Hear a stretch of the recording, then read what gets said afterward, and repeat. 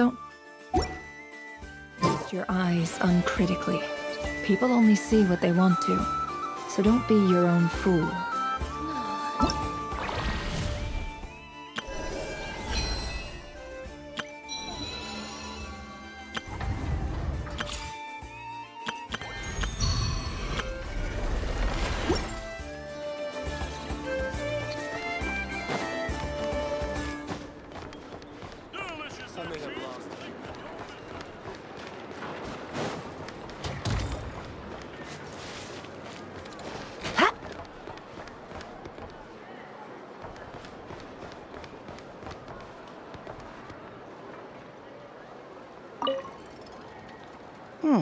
This should just about do it.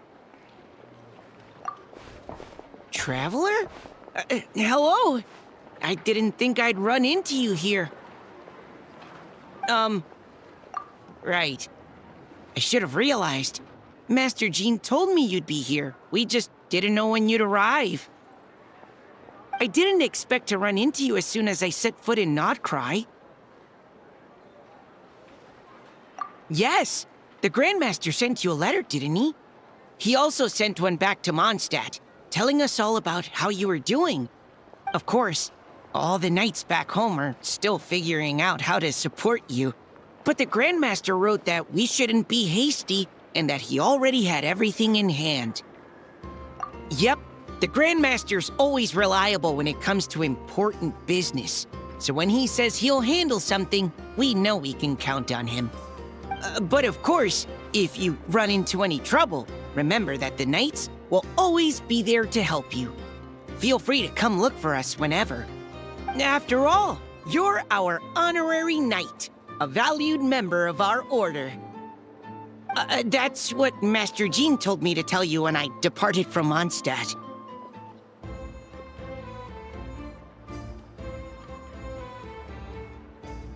Huh? Give me a moment. I didn't bring any sweet madame with me, but I do happen to have a bottle of our best cider. Captain Kaya asked me to bring it along.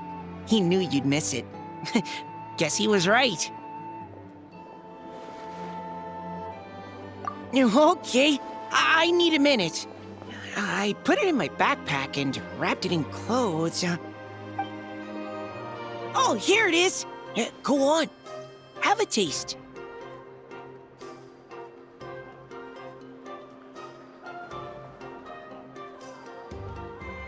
I did, of course. When I was leaving, the Grandmaster specifically asked me to bring some bottles of our very best dandelion wine for him. At first, Master Jean protested that my main objective on this long journey was to deliver letters to Notcry, and she'd rather I not overload my luggage. She said someone else could transport it later. But after giving it much thought, I packed 2 bottles of wine for the Grandmaster anyway. Otherwise, he'd be talking my ear off about how wonderful dandelion wine is while waiting for it to get delivered. Oh, right. If you crave fresh sweet madames and steak, do come back and visit the Knights of Favonius' headquarters when you're free.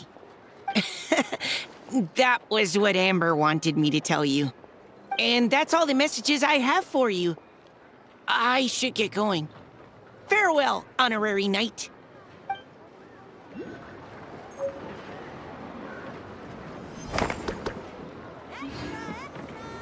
If the kids come over again today, I think I'll give them these toys.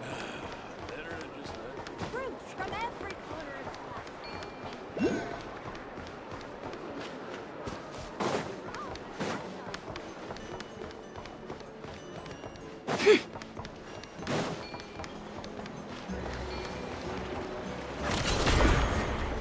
A Liyue merchant this far from home who's taking to Notcry like a fish to water. Definitely worth keeping an eye on.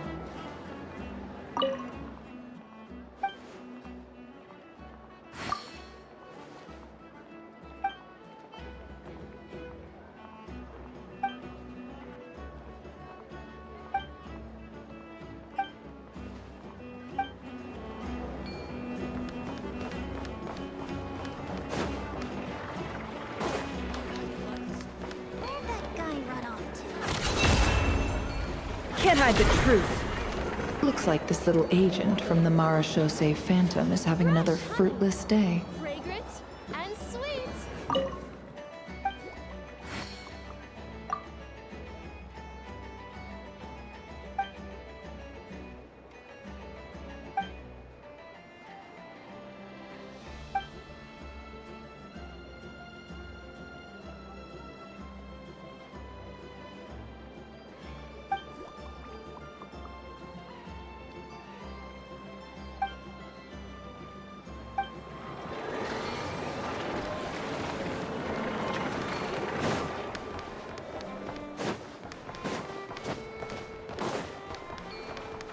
It all adds up. But I was just trying to do my duty as a lightkeeper.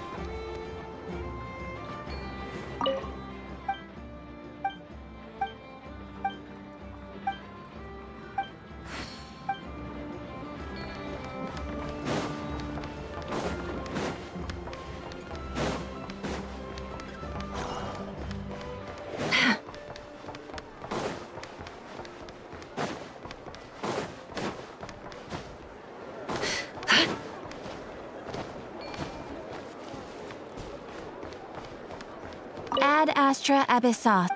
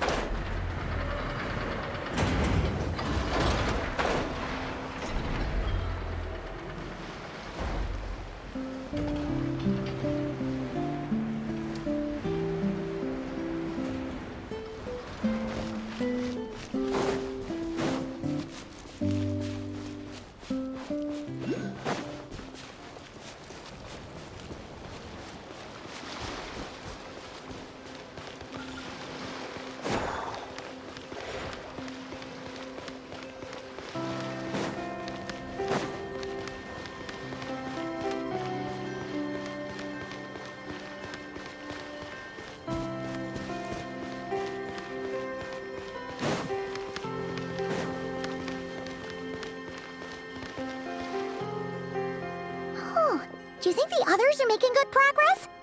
Hope it's all going smoothly. Oh, hey look! They made it back as well! Flint's! Lama! How did it all go? All is well, thank you.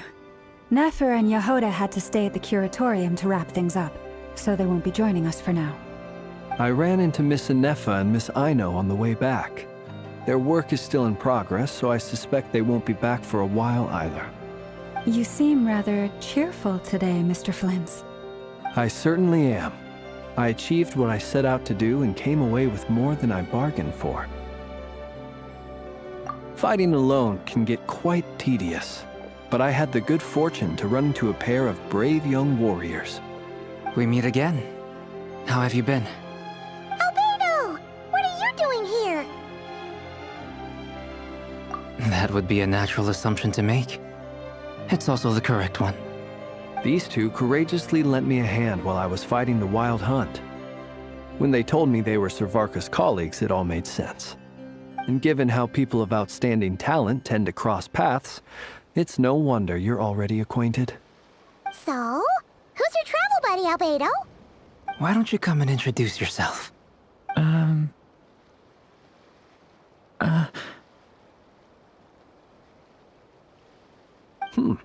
A gentleman of few words, I see. And a rather stern countenance. I presumed you were acquainted with him. Is that not the case? It's nice to meet you. Again. We've technically met before. Wait a sec! You're Minnie Durin! That's right. It's me. I'm glad to see you again. By the way, he says it's okay if you drop the mini. Yeah, I'm not as mini as I used to be. Interesting, isn't it? The first step towards blending into human society appears to be reflecting on whether one's name really reflects who they are. Wow! You look so different! In a good way, of course. It's great to see you looking so healthy. Thank you, Paimon. And although you're as mini as ever, I understand that diminutives don't always convey endearment. I'll be sure to simply call you Paimon as a sign of my great respect for you. Wow! You're such a smooth talker now. Paimon could get used to this. From now on, you may refer to her as your esteemed guide, Paimon. Personally, I think our little Paimon is the perfect size. When people call her Little Paimon, it's just because she's so adorable that they can't help themselves. If that's not a sign of endearment, what is? You're absolutely right, Miss Lauma. My brother still has a long road ahead of him when it comes to understanding human relationships. Anyway, speaking of long journeys, didn't Columbina, leave with you? How come she isn't back yet? She's been catching up with old friends. Wouldn't be surprised if she stopped for a cup of tea or 10 on the way back. Uh-oh. People are talking about me. Hope it's nothing negative.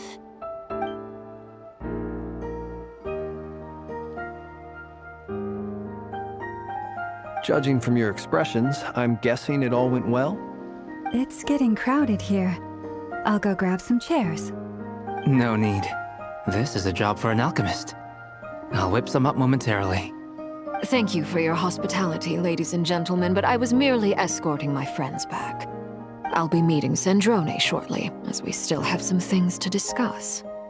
It's been a pleasure, everyone. But this is where I'll say goodbye. We really appreciate your help.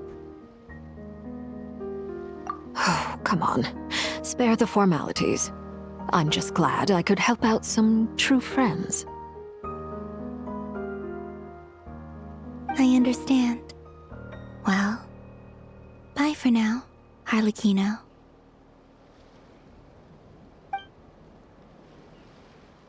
Oh, this place is hopping. It's probably a good thing one of us left. Otherwise, we might not fit all these people in. Are you saying we're about to run out of chairs? As a matter of fact, I am. Come on in and see for yourself.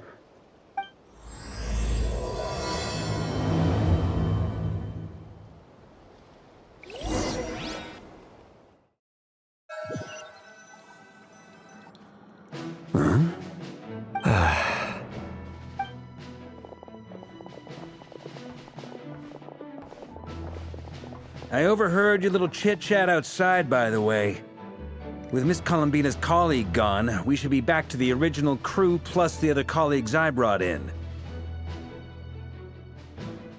Though, it looks like we have another new face. Someone else managed to rope in a colleague too? Frankly, you and Paimon are the only people I know here. This here is Deanslip, colleague of Tibet's greatest guide, Paimon, and greatest adventurer, the Traveler. Well, not exactly colleagues, more sort of friends. When someone else jumps in to do the announcing, you know you're speaking to someone important. Let's hear what he has to say. Note to self. Once Paimon knows your name, the rest of the world will soon follow. When he comes looking for us, it's usually something important. Paimon's guessing you've heard about the Wild Hunt, then. From the looks of it, you're about to hold a meeting. If I were to say that the Wild Hunt is our mutual enemy, would that earn me a seat at the table?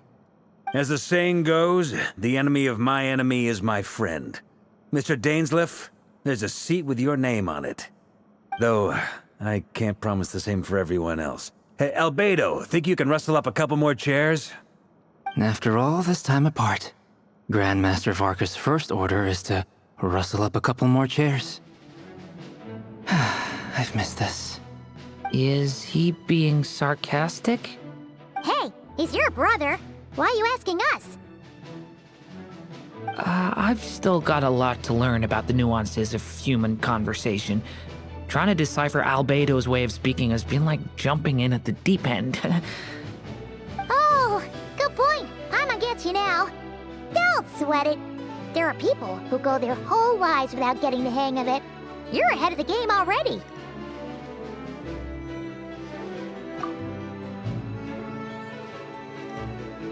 I wonder what's taking Nefer so long.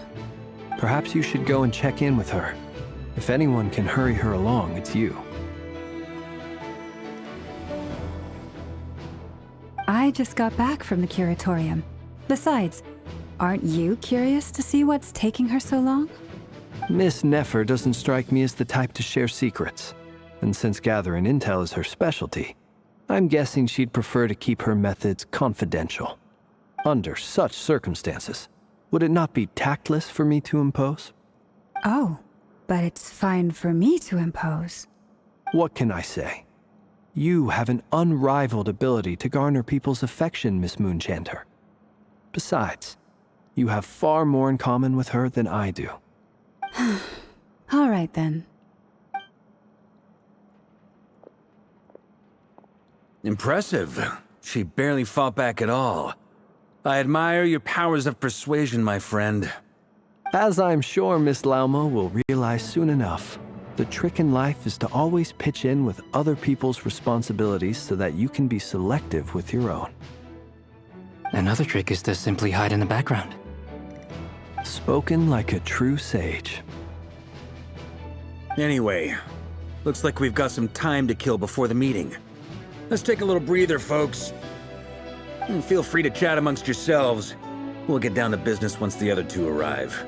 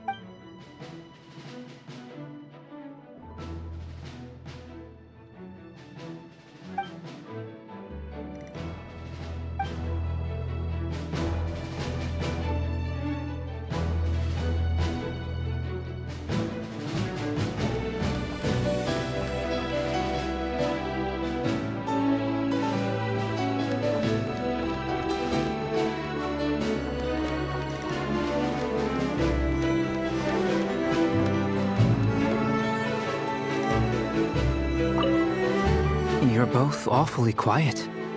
Why don't I start us off with an icebreaker? Much obliged. Have either of you ever had your portrait painted? If not, I'd be glad to help. That sounds like a lovely idea. You know how to paint, then? I dabble occasionally.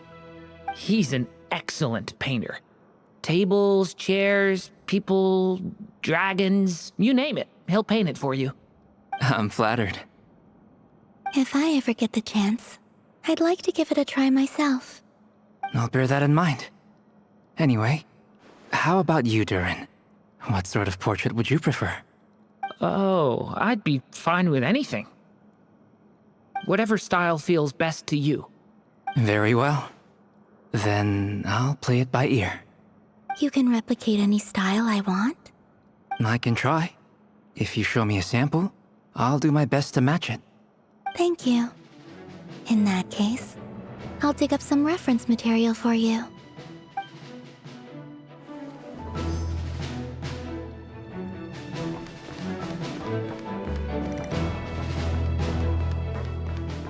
Is there something you'd like to say to me? Yeah! For starters, why'd you just show up here without even giving us a heads up?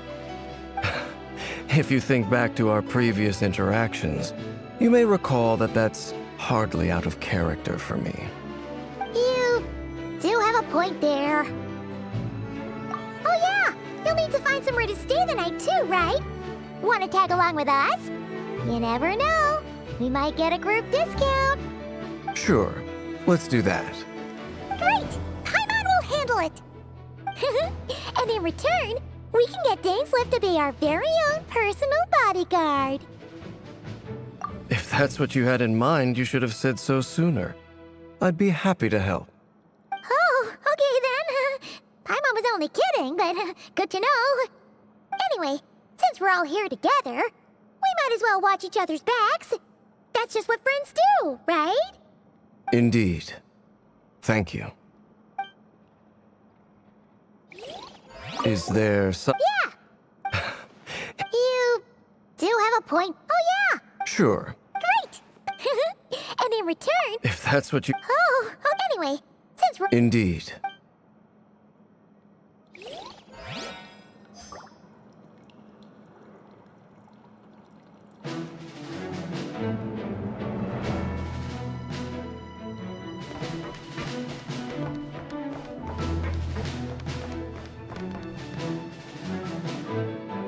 Truth be told, I can't remember the last time I was in a meeting with so many people. You're not alone there, my friend. The Lightkeepers also struggle to bring everyone together for a serious discussion. I don't doubt that. I've only ever met two Ratniki, one being you, and the other being that young guy, Itlua. Itlua is a good apple. I'll give him that. He's kind, honest, and regularly delivers supplies to my lighthouse. A true Ratnik to the core.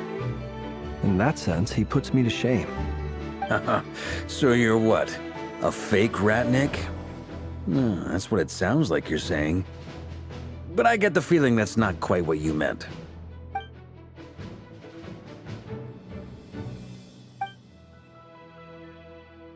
Come on, why the awkward silence? Sorry. I'm not even gonna bother trying to hide it.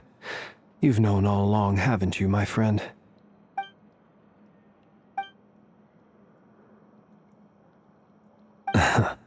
Now that was an awkward silence. Let's just keep this between ourselves. Probably best if Itlua doesn't know, huh? That goes without saying. Gotta be careful what you share with youngsters, after all. Anyone else in the know? Let me guess. The Traveler and Paimon? It's dangerous being too sharp for one's own good, you know. Then, in the name of the Animo Archon Barbados himself, I swear, your secret's safe with me. When we went for drinks, you said that you and Barbados were practically best buds. In the light of that claim, do you really expect me to take your oath seriously? Of course. Just as long as you don't go spreading around the fact that I'm close with Barbados, all right? Fair enough, then. Nothing like a bit of mutual leverage to seal the bonds of friendship.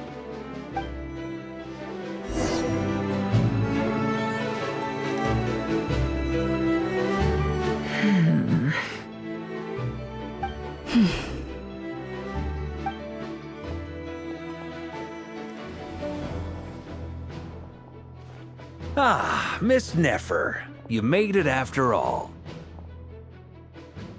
But what about Yehoda? I'm here to give you an update on how things are going on our end.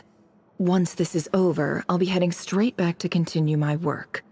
I left Yehoda back at the curatorium to watch over things while I'm gone. Huh. So much for just this once.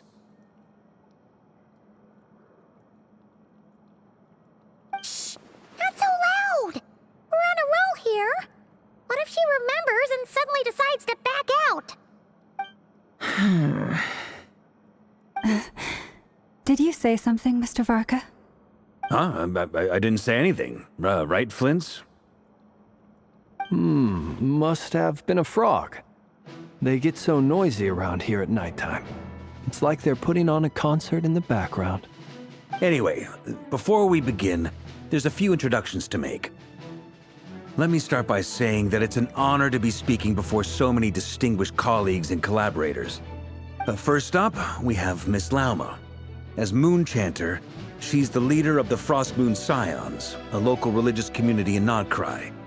Then there's Miss Nefer, boss of the Curatorium of Secrets, an intel gatherer extraordinaire.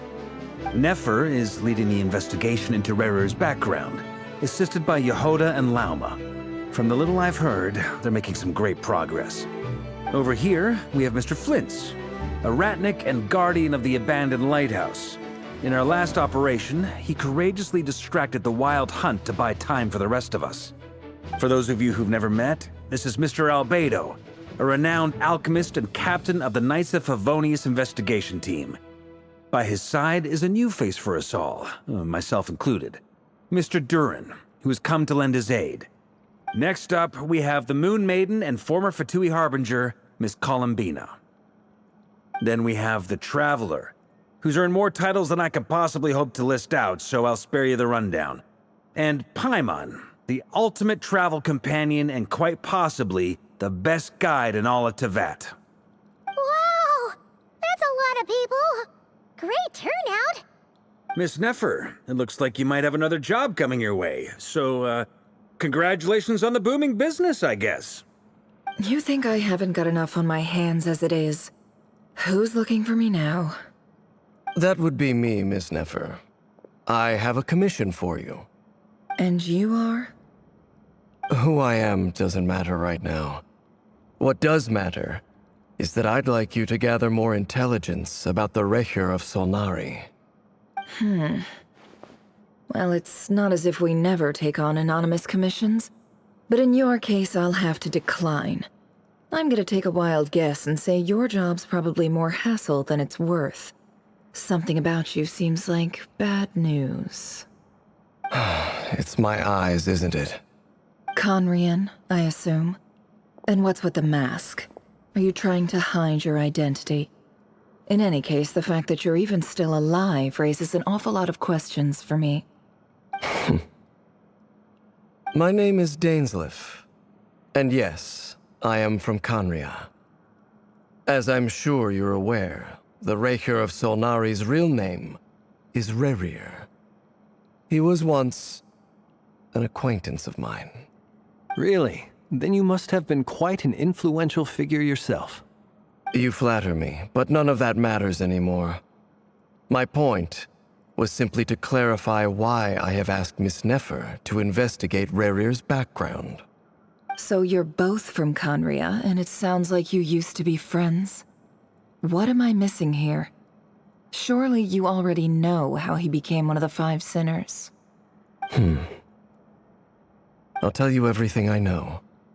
The history of Conria, the names and identities of the Five Sinners.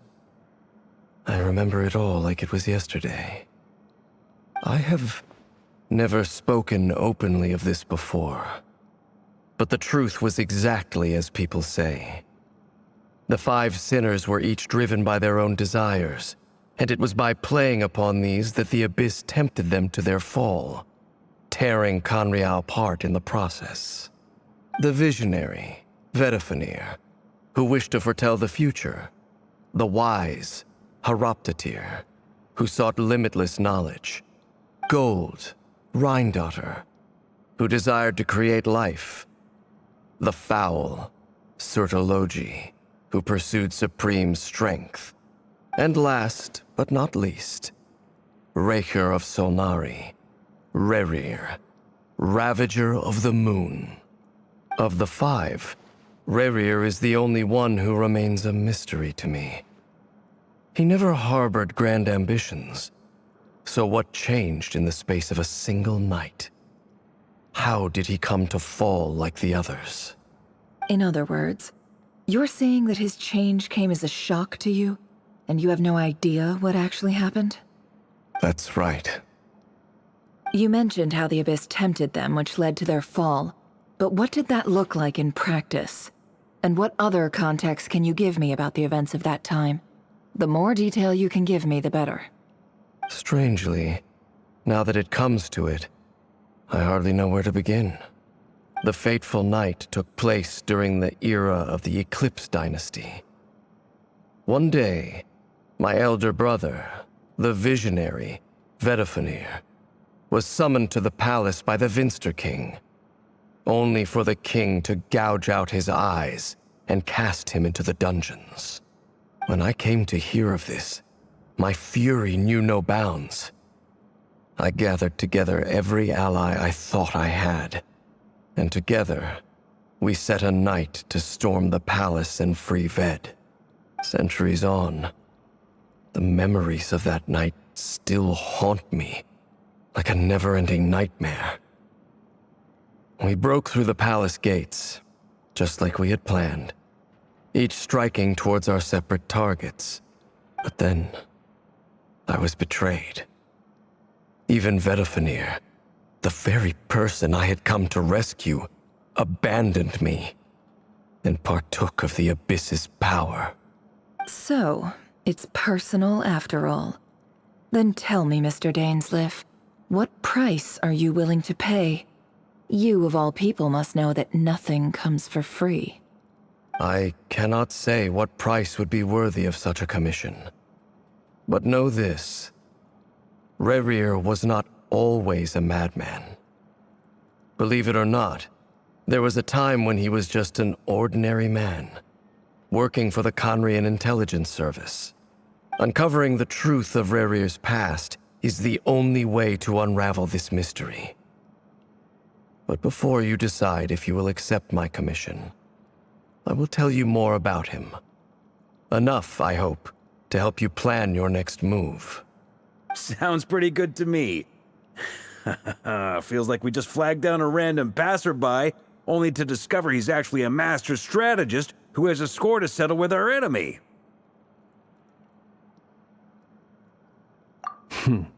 Can I borrow your halo? It could be useful in the lighthouse. Hey, enough with the wisecracks! Besides, isn't that lamp of yours bright enough already?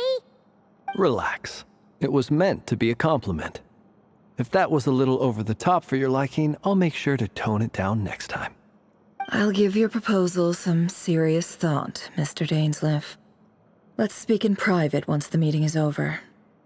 Before that, there's a few things I'd like to share.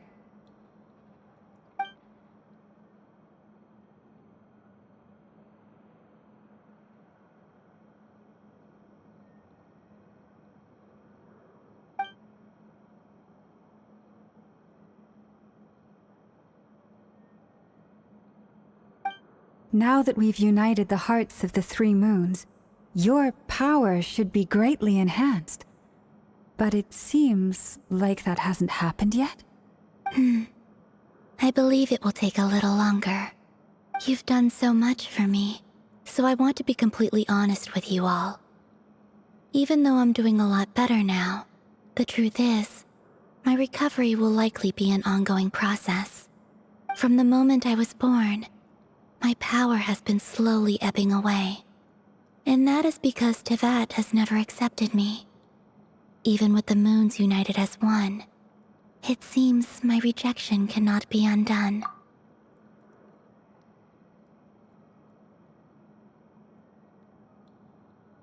So far, I have yet to find a solution. It may turn out to be a problem that will plague me until the day I finally leave this place behind. Even so, I will do everything in my power to help you drive out the Ray here of Solnari. As Arlecchino put it, this is not about chasing the spoils of victory. It's just a gesture of heartfelt gratitude. Kutar.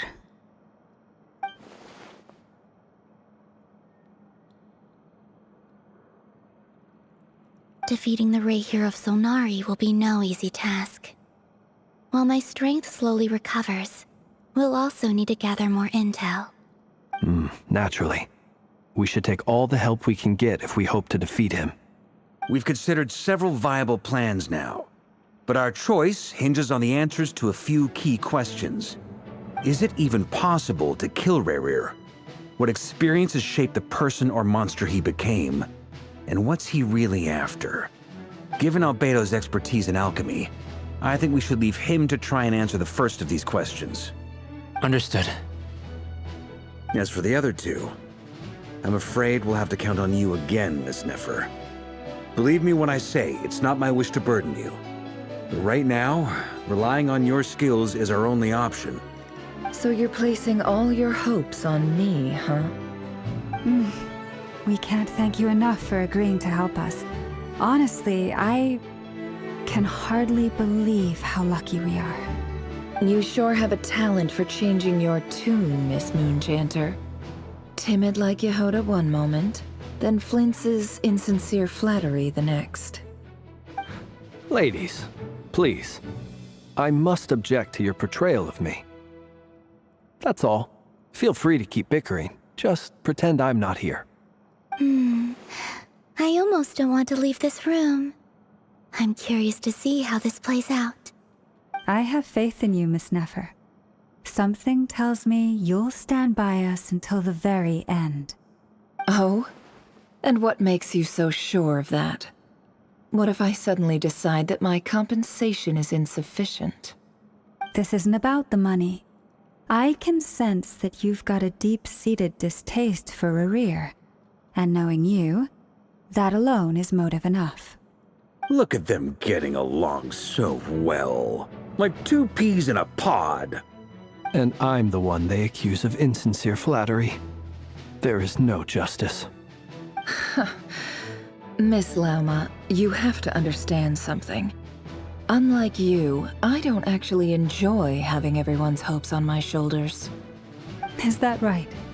Well, maybe the fact that I'm willing to put my hopes in other people says more about me than you. But the fact is, I also trust you. And that's because I know that you're someone we can count on.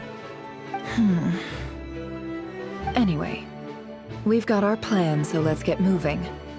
Mr. Dainsleif, let's talk. And Traveler, once we're finished, if you've nothing else planned, I'd like you to come with me.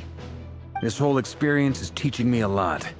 For instance, I now know that when other issues come up in the future, I'll have far more luck getting Lauma to convince Miss Nefer than trying to do it myself.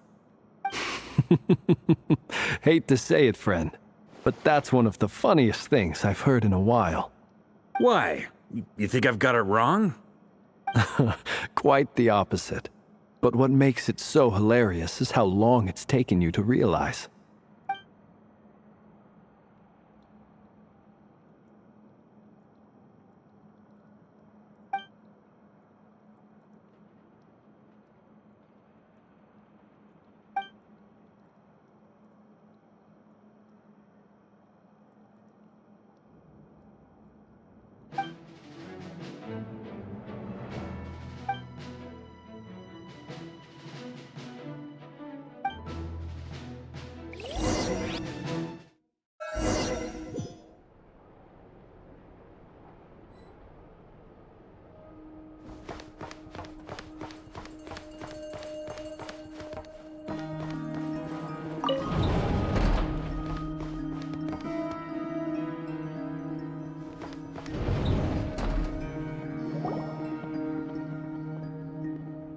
Thank you for waiting.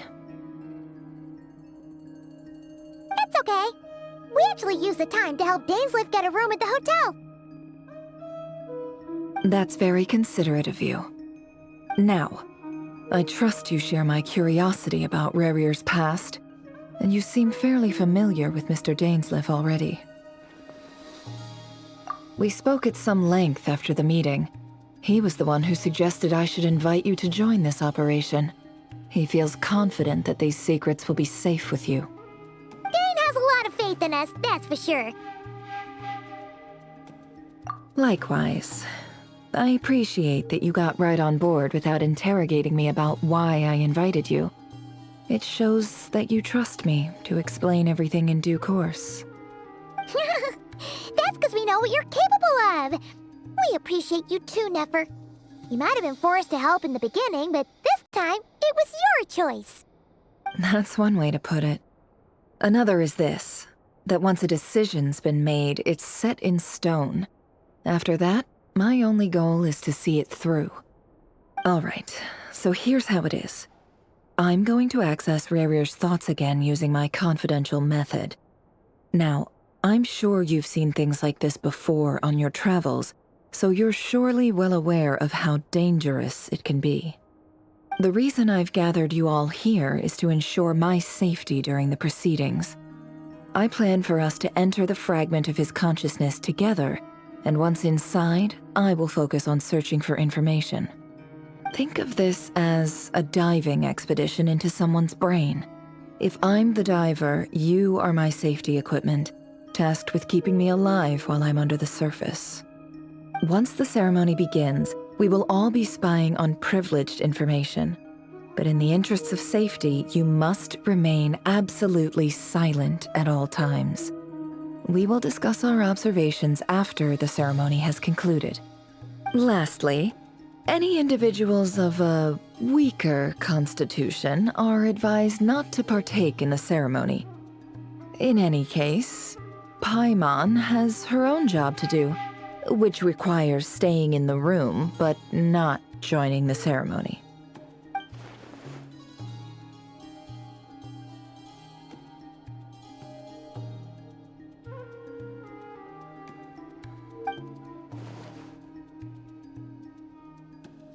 Well, good luck, everyone! Sounds like all Paimon can do is cross her fingers and root for you guys. There's a little more to it than that. I was being serious when I said you have a job to do. While the rest of us are inside Rarier's mind, it's imperative that we have a team member on the outside. In the event that something goes wrong, you will be our first responder. I don't anticipate any issues, but the extra level of safety will be greatly appreciated. I second that.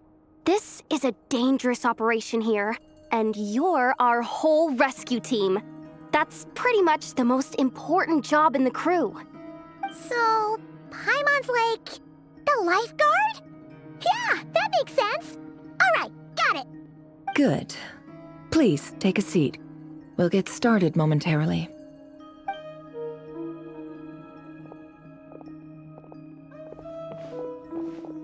So, did Mr. Dainsleif tell you anything else? He told me that he believes Rarier kept some big secrets in his life. He's not sure that they were the cause of his eventual downfall, but he's asked me to uncover what those secrets were all the same. But surely you're not planning to go through with this, no matter the cost. If you think that, you'd be overestimating me. I'm a businesswoman, not a mercenary.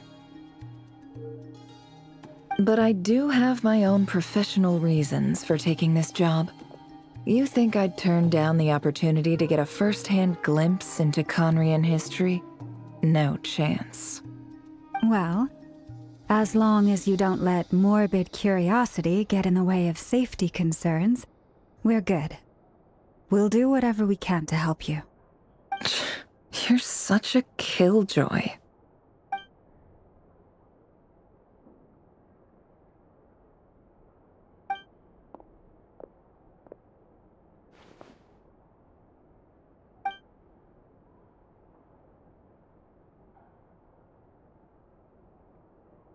All right, I'm good to go.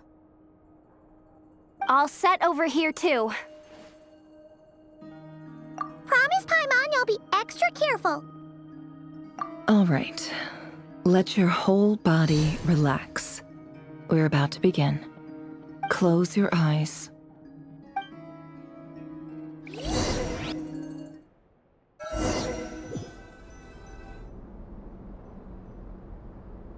Phew.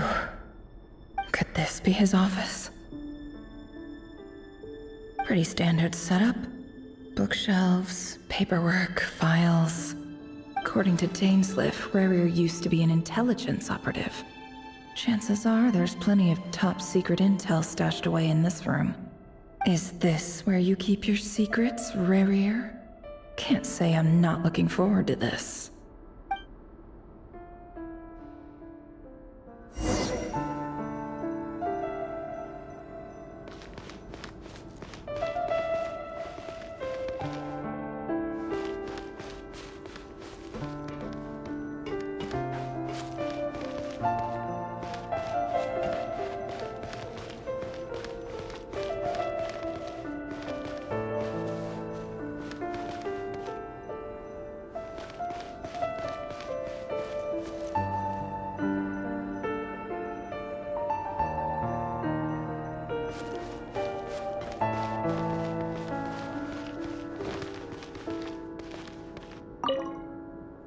Wonder what kind of encryption technique this is. Seems like it has to be inserted into that camouflage device nearby. Aha! It's an audio recording. Please, hear me out. I can't shake this feeling that someone's been spying on our house. No, I'm not being paranoid. It's true. I saw someone dressed in all black. It was a couple of days back, but that was on another street, not near my house. I swear, I know what I saw! There's a note in the margin. Surveillance of the Runfarther residence has concluded. We apprehended the target and filed the mission report last night. Could the voice in the recording belong to one of Rarier's targets?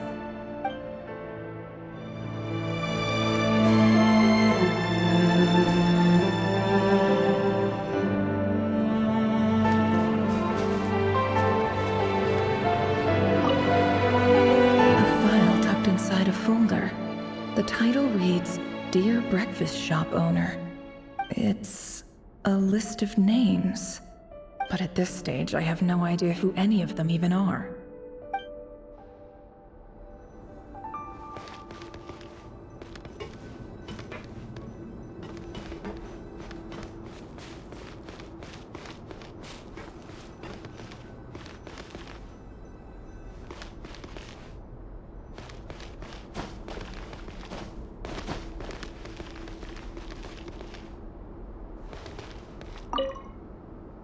Bookshelves full of documents.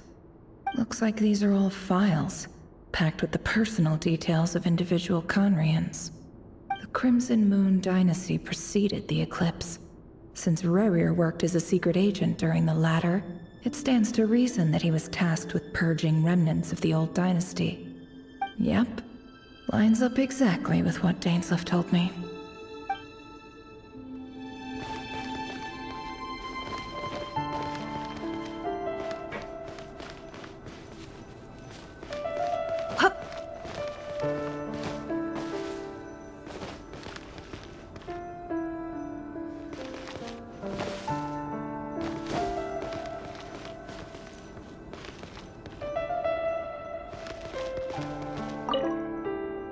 A box containing a ring inlaid with a precious gem. Must be for his girlfriend.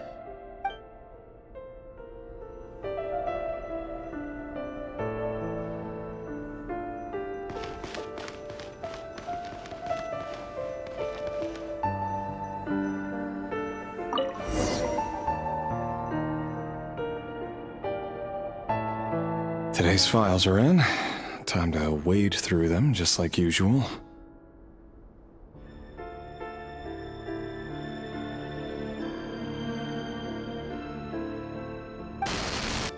Male, 51.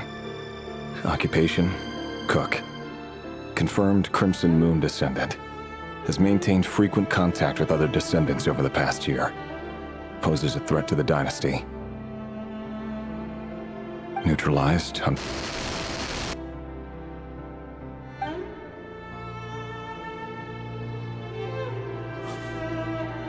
This one should be archived under purged targets.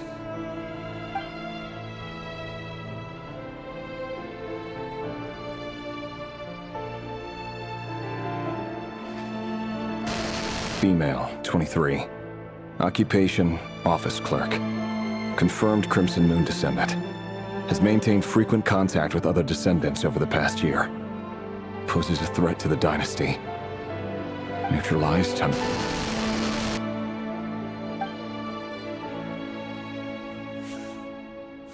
Another one for purged targets. Sounds like she was that other man's daughter. Never mind. What's it got to do with me?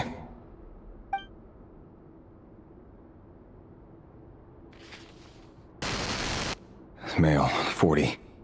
Occupation, teacher. Confirmed Crimson Moon descendant. Has been observed making contact with other descendants during the past year. Poses a threat to the dynasty. Neutralized on...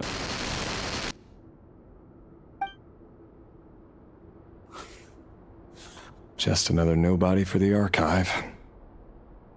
Come to think of it, I remember surveilling this man. A case like his never would have been considered a priority in the past. Huh. He barely even interacted with other Crimson Moon descendants.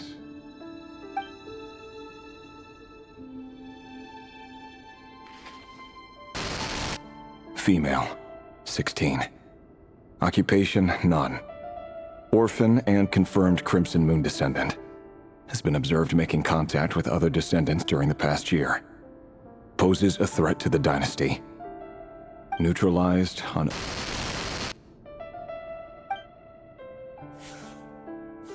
Filed.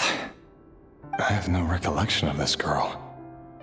None whatsoever. She doesn't seem to be anyone important, but then again, how many of them really are?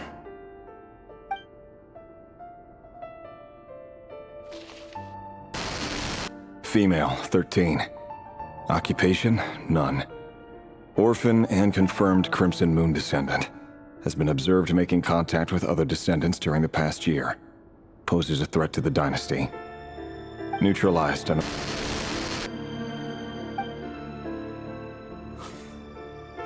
Filed.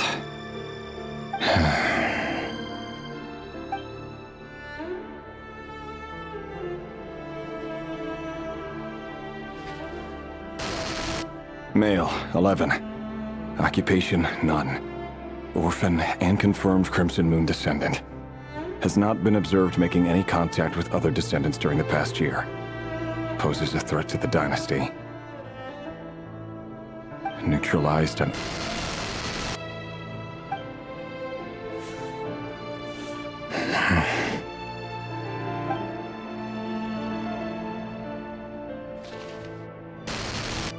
Male. 6. Occupation, none. Orphan and confirmed Crimson Moon descendant. Poses a threat to the dynasty.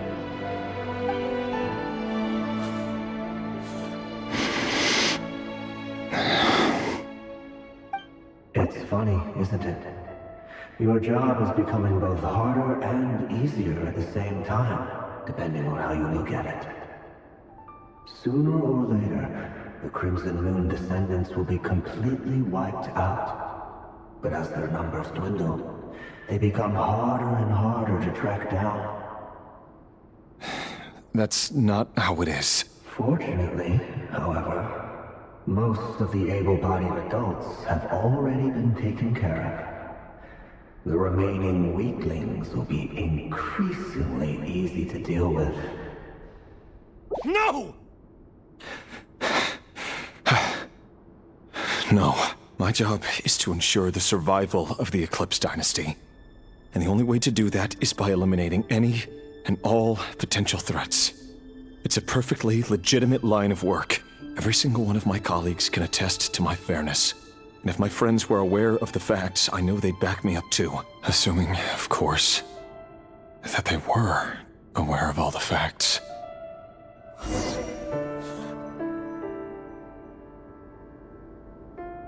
He looks even gloomier than last time. I wonder what's changed.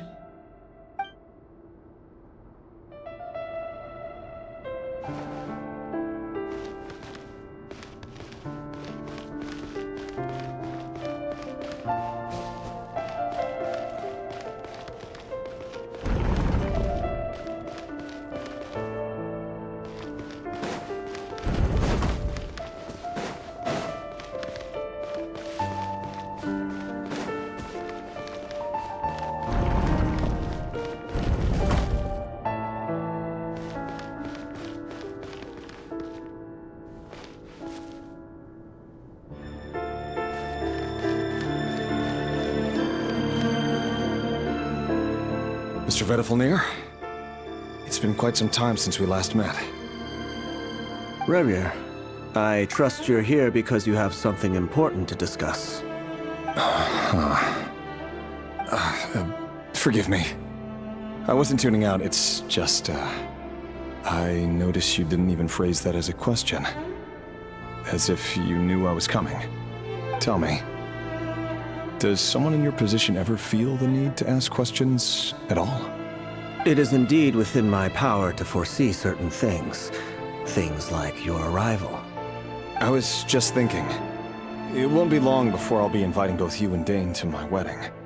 That isn't a lie, but nor is it a fact as such. It's a wish, isn't it? No fooling a prophet, is there? Ever since that day we met for drinks, I knew it was only a matter of time before you came looking for me. Does it feel good? Knowing how the future will unfold. I'm afraid the notions of good and bad fail to capture the complexity of what such a power entails. Once you've seen what will come to pass, it can be all too easy to succumb to fear and melancholy. Unless, of course, you learn to abandon these feelings.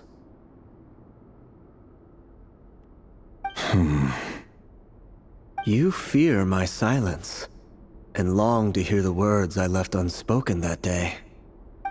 That's right. You must have noticed my reluctance to broach the subject, and the reason is simple. Because the truth could never have lived up to your hopes. For both our sakes, such words are better left unsaid. The burden of prophecy was never meant for your shoulders. So who exactly do you deem worthy to hear your prophecies? None but our exalted king? Or rather, our king as he once was. You're closer to his majesty than I am. You must know better than anyone how much he's changed. You say that as though it is to my benefit. Yet precisely because of that, I dare not speak rashly. A king can turn out to be the most virtuous of rulers, or a tyrant more terrible than the most vicious of dragons. You are so wise and far-sighted, yet still you would have me live in fear of the unknown? You make a fair point. Especially given my silence alone was all it took to send you spiraling downwards. Very well then. Let me offer you some advice. And I say this not as a prophet or a visionary, but simply as the brother of your friend. For many reasons, there is very little chance of your marriage ending in happiness. If happiness is what you seek, you should find another fiancé.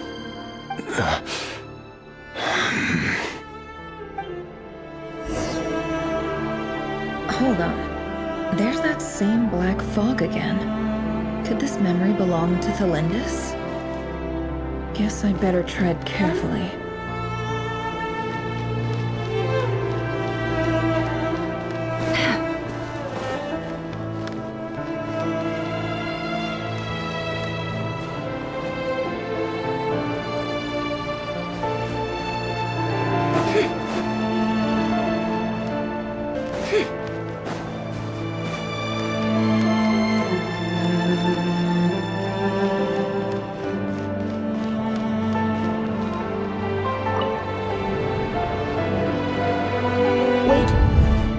Hear me out. This time we finally got a clear look at his face and learned his true identity. His name is Rayrir, and he claims to be one of the king's guards. What did you say? A cruel irony, isn't it? The man you're set to marry leads a double life as a brutal executioner. Why are you telling me all of this now? Simple. It's because I want you to kill him. You are the only person he would never suspect. No, absolutely not. I would never dream of doing such a despicable thing. So you'll just stand by and watch him slaughter us to the last? Do not forget that the blood of the Crimson Moon flows in your veins too. The blood of the Crimson Moon? What does that matter now? The dynasty has long been dead and gone. You think that alone is reason enough for me to throw away everything I have? Why wouldn't it be? You too were once a child of the Crimson Moon, just like me. Don't tell me you've never felt so much as a flicker of fury for the way we were trampled into the dust. As long as you promise to abandon this pipe dream of restoring your dynasty, I can try to persuade him. Or have him persuade the Vinster King. Persuade the Vinster King? Do you even know why he's so obsessed with hunting us down? Why he keeps trying to force us to hand over our secrets? Over and over again? Or why we refuse to give up on restoring the dynasty? The Vinster King. A blind fool. His eyes clouded by powers from beyond this world. A petty little man with a miser's heart. And he dares to sit upon the throne? Mark my words. Sooner or later, Conria will fall. And it will be his doing. If you can't bring yourself to do it, so be it. Just you watch. It won't be long before calamity descends upon us all. The Rayrir of Solnari. That really is quite a secret you've been keeping from me, Rayrir. But who am I to talk? Am I really any better? I've kept my own past a secret this whole time too. Love should be built on honesty. But ours was born from lies. And yet, is it really so wrong to hide things that would only make life harder? If we don't cover up the parts that no one else should see, how can we go on pretending to be normal? Vedifulnir must have known all this. And that's why he made his prophecy. In the end, nothing stays hidden forever.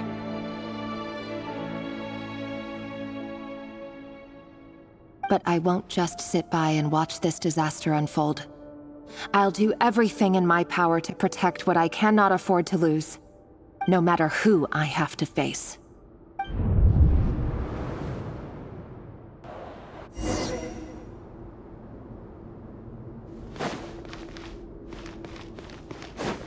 Can't hide the truth. Huh?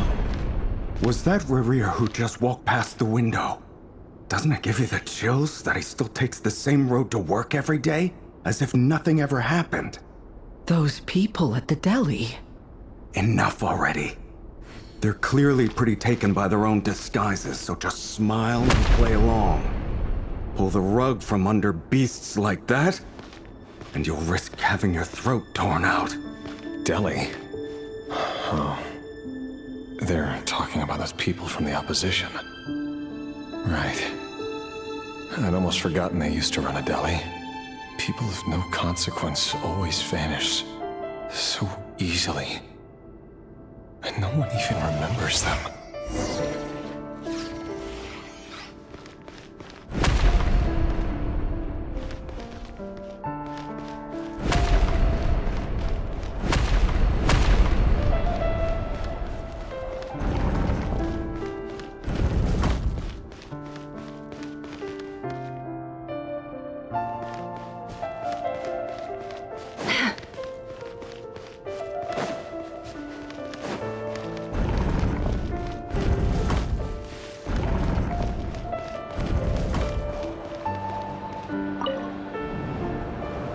But surely you can see he's not the man he pretends to be! So many have died already! And they say that the king's madness grows with each passing day. We're not going to survive this, are we? But why does it have to be this way? Do we really deserve to die just because of the blood that runs through our veins? Felindis, are you even listening? Sorry, Freether. My mind was off wandering. I heard you, though. You're talking about what Rerir said. He's just following the king's orders. He's a secret agent, and it's his job to hunt down rebels and dissidents. By the time you first met him, he'd already taken lives. Maybe he was using you from the very beginning. No. Rerir has no idea I have anything to do with the Crimson Moon. My family are only distant relatives of the main lineage, and besides, my eyes are perfectly ordinary. Truth be told, apart from my teacher, pretty much no one knows I have any connection to any of it. It's been a long time since my family severed ties. But as Orlog said, who could possibly talk sense into that raving lunatic of a king? No one. I'll work something out. Trust me, I'm with you all. But for now, you need to keep yourselves hidden. Don't let anyone find you, anyone at all. Don't forget that Rerir is an Eclipse operative. You need to be extra careful when he's around. And when I am too. For now, don't come looking for me. And if anything happens to me, just act like we've never met. If even you can't escape this, what hope do the rest of us have? But after all this time together, surely he wouldn't lay a hand on you. I won't speak in his defense, nor can I give you a clear answer to that question. But I'll do everything I can to put an end to this. Here, hold on to this. If an opportunity to escape presents itself, take it. You'll be glad you took some spare change. You call that change? But what about you? I've got a job, and there's still money coming in. But you can't go anywhere right now. Please think about yourself for once.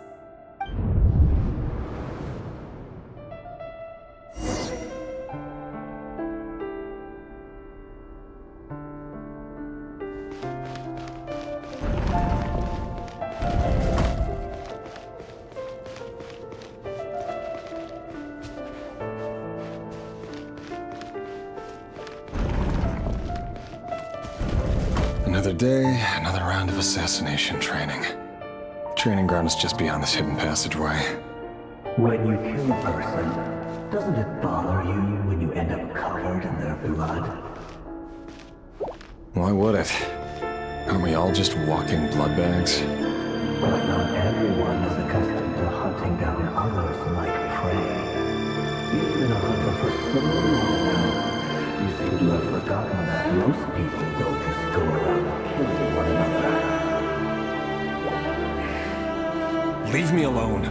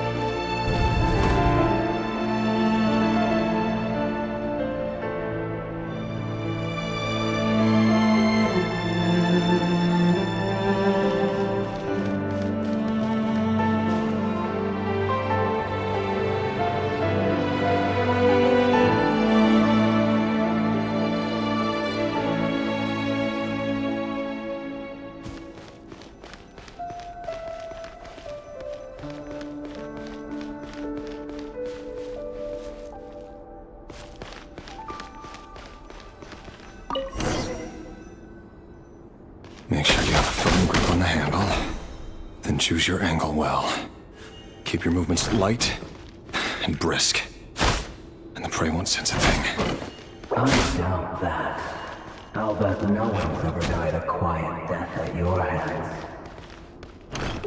I work clean. No traces.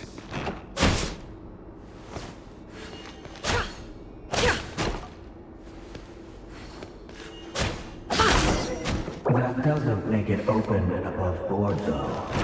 The king just happens to need you right now. Someday he doesn't. That won't happen. He's changed.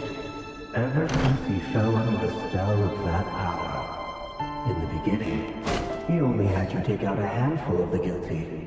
But now... The ones I've dealt with have always been guilty. And I've carried out my work flawlessly.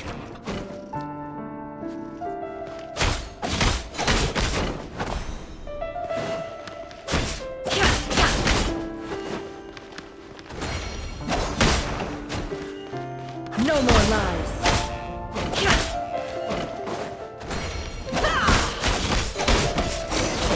You know why Felinda didn't accept your proposal, don't you? Was it because she didn't trust you? Or something else? No!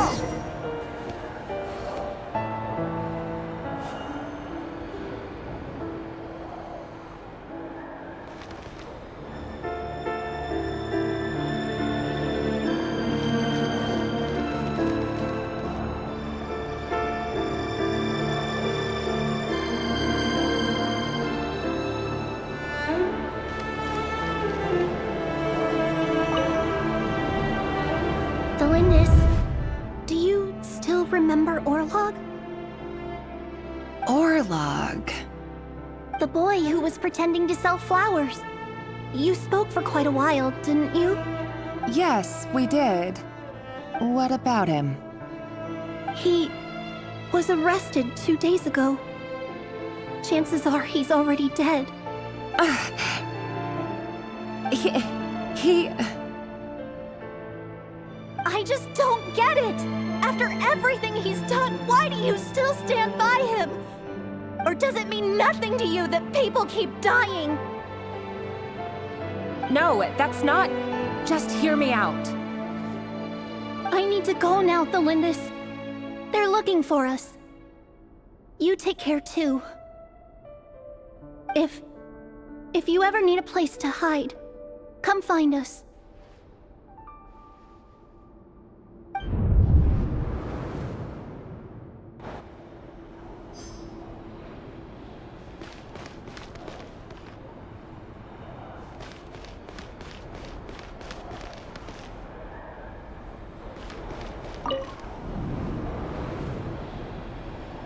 Author Thelindis.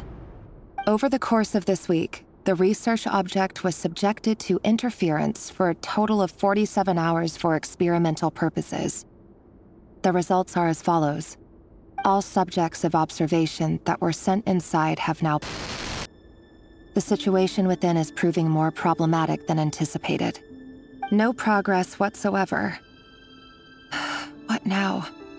Won't you give me even a glimmer of hope? Things are getting worse by the day. I have to find a way or we'll all be in danger.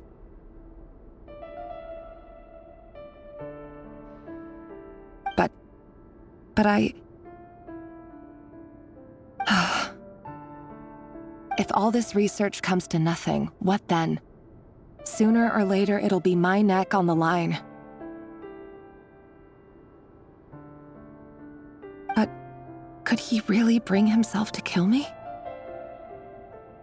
No. Surely he wouldn't have the heart.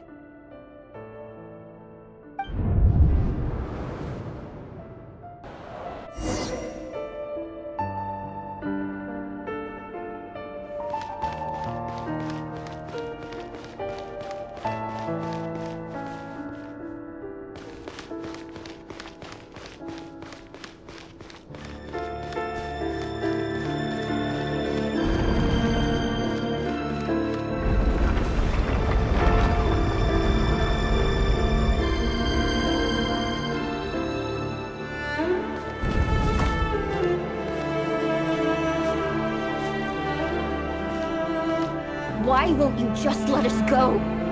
We don't even know each other. All we want is to live ordinary, peaceful lives. You want to live.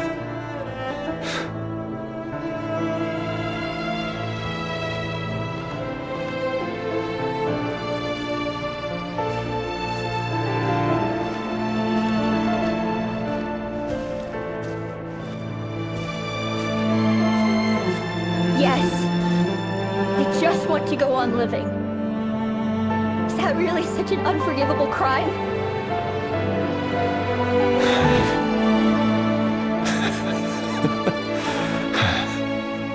You want to go on living. I want to keep living too. To keep living forever. That's why I have no choice but to continue on the path I'm on. If only some savior would suddenly swoop down and change the way the world is. Too bad that's not going to happen.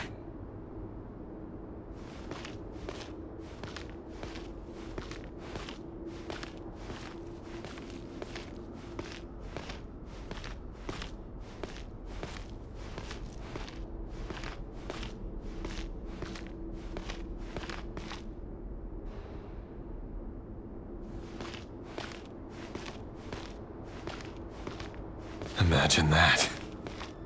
If there really were such a person, you and I wouldn't be standing here like this, would we?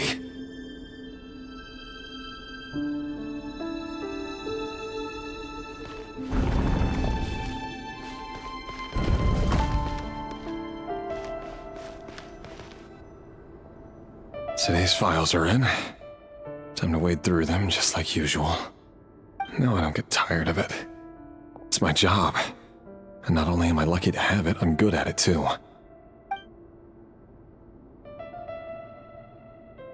Huh. Wait. That's... Thalindis?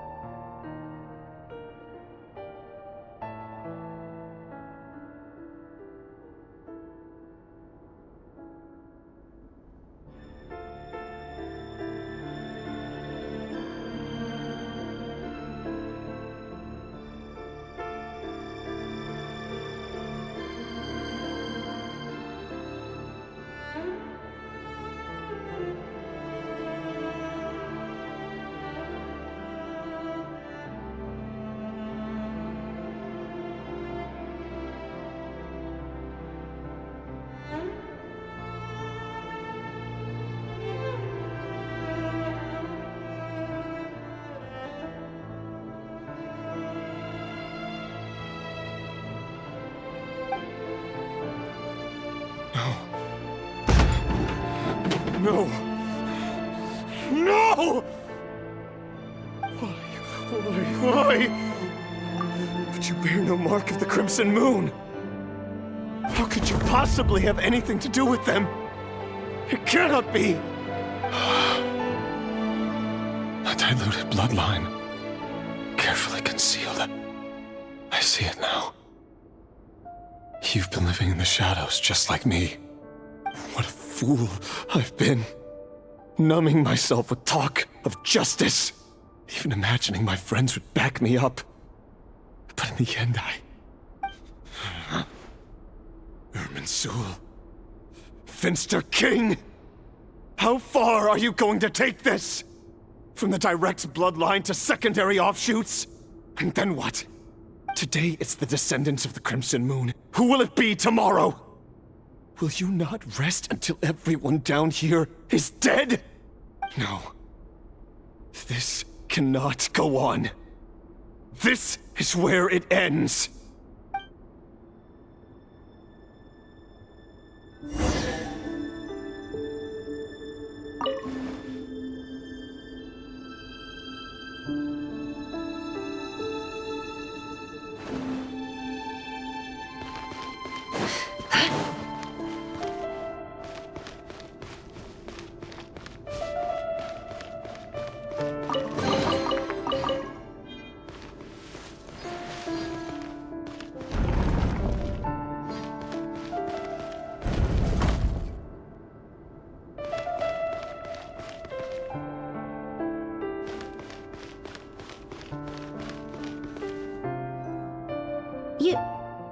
You're really letting me go? I am. As long as you can guarantee that no one will find you. Don't worry, I'll be extra careful. No one will know I was here. But what about you?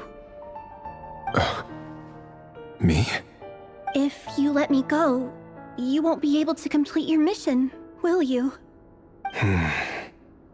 Good point. In that case, maybe you should stay. No, please! I just want to see the outside world again. To... Go on living? Yes.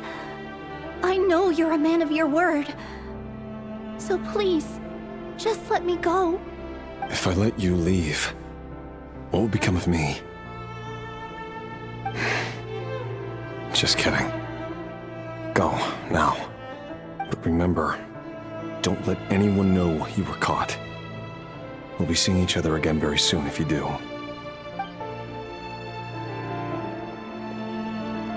Even shadows in the dark must live by a code.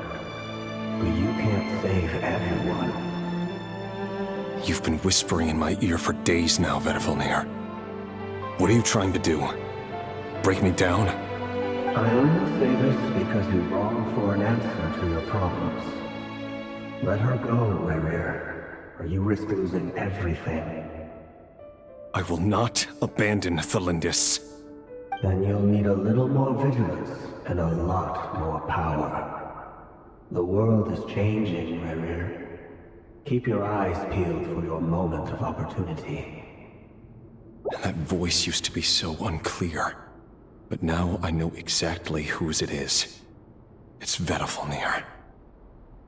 He won't tell me how to actually resolve any of this, but he keeps trying to manipulate me like a puppet. What's his game here? Tell me then. What will this moment of opportunity look like? And no answer. He's like a ghost. Always disturbing me when I'm on edge, but never answering when I need him most.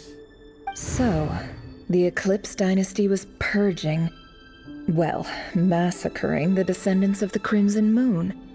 And it seems like it was all connected to the Vinster King's research. The King's obsession with abyssal power left the future of Conria hanging in the balance.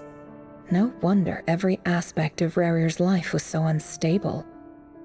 And it looks like this Thelindis, Rerir's would-be fiancée, herself belonged to a sub-branch of the Crimson Moon Dynasty's descendants. It almost defies belief that a couple like them could hide the truth from each other for so long. If the Vinster King hadn't intervened in such a drastic way, they might have gone on deceiving each other for the rest of their lives. And why does Vedifilnir, Dainslif's older brother, keep talking in Rerir's head? This guy kept more secrets than I ever imagined. The human mind is like a vast desert of shifting sands. When you follow the flow of someone's memories, you only ever see the parts they're willing to let surface. Time for something a bit more creative. We've been inside Rerir's mind this whole time, building up a picture of his psyche. There's already enough clues on the board to start reading between the lines and mapping out the rest. Now, we can finally begin to put the pieces together. Sure, it'll only be a reconstruction, part simulation, part reasoning, but it's usually pretty accurate. Once we've built up a cognitive profile, we just need to cross-check the logic behind his actions. And then we'll be able to take a sneak peek at whatever it is that Rerir has really been hiding.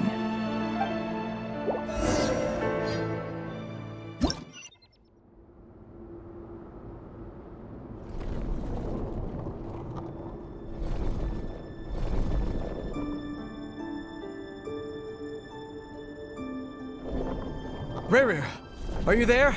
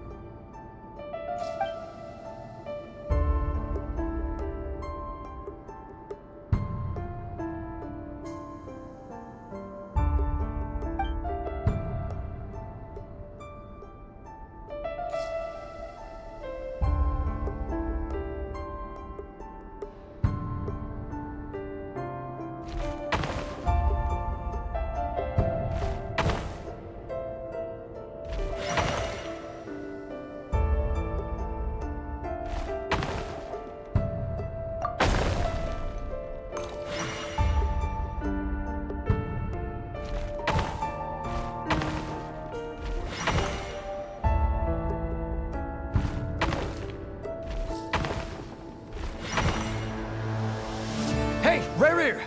Come out, it's urgent! Dane? What's wrong? Quick, come with me. I'll explain everything once we've met up with the others.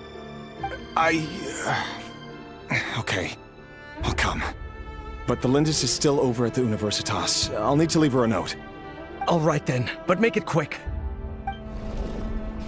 I've never seen Dane so worked up before. Whatever this is, it must be big trouble.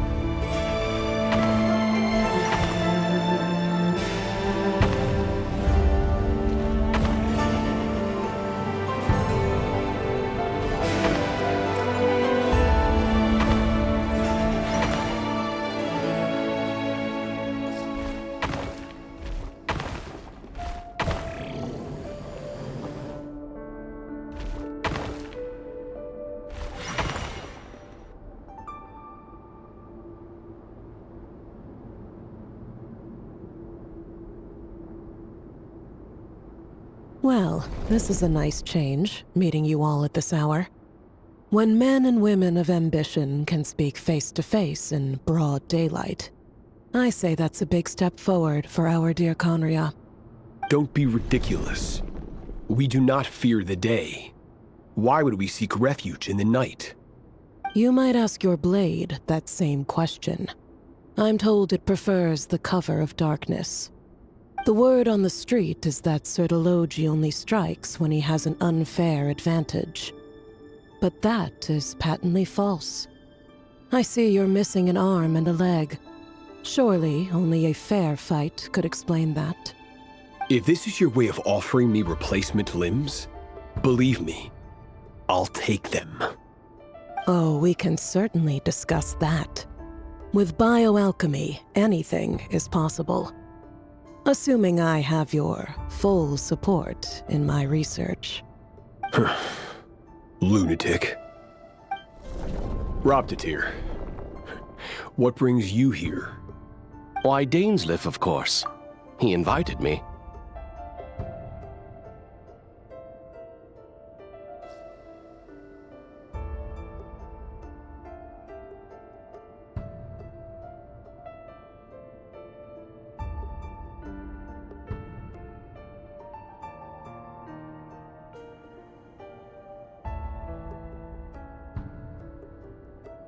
Please, cast aside your apprehensions, Miss Rhindaughter.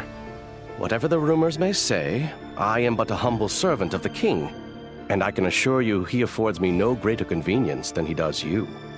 Well, the Universitas Magistrorum won't stop fawning over you, so at least some of the rumors must be true. You're clearly doing well for yourself, so drop the humble servant act. It endears you to no one. You're president of the Universitas Magistrorum, the chief royal mage known as the Wise by royal appointment, and by far the most favored among the 4 pillars of Conria. Vice President Veit doesn't even try to hide his envy when he sees you. My success is the product of hard work and good luck. It's as simple as that. Were the king not such an extremist, I hardly think I would have received a senior post at my age. Of course, no job is without its gripes. Serving a king like ours can be a challenging task, as I'm sure you can imagine. And as for Efterveit, in missing out on the presidency, he's dodged a mountain of stress. Like everything else in life, it comes with pros and cons. You're all here. I apologize for the short notice, but it was an emergency.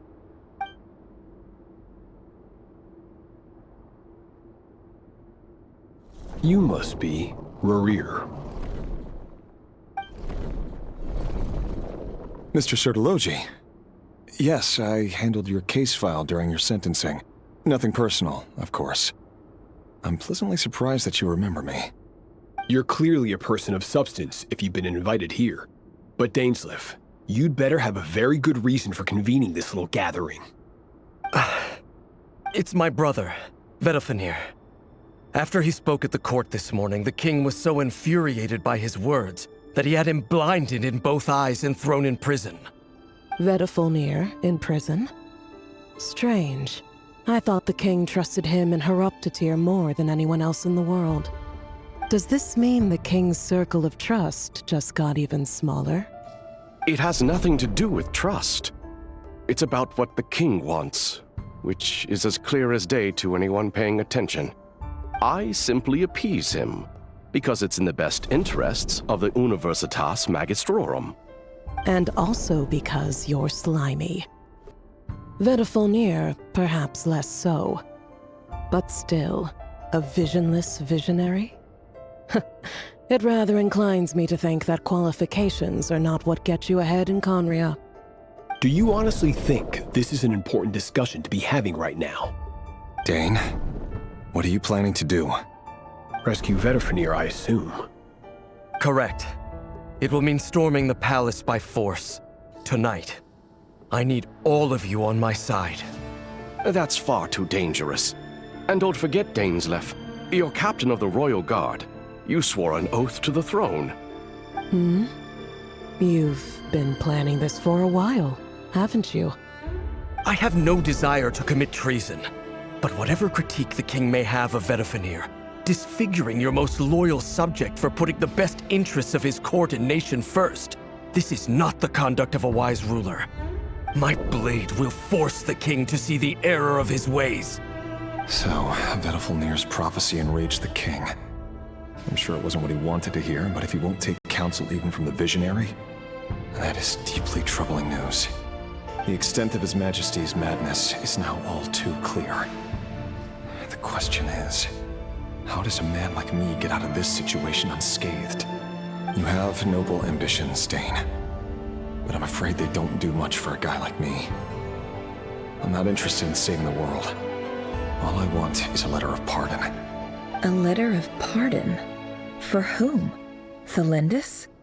The chances of the Vinster King issuing a pardon for anyone connected to the Crimson Moon seem vanishingly slim.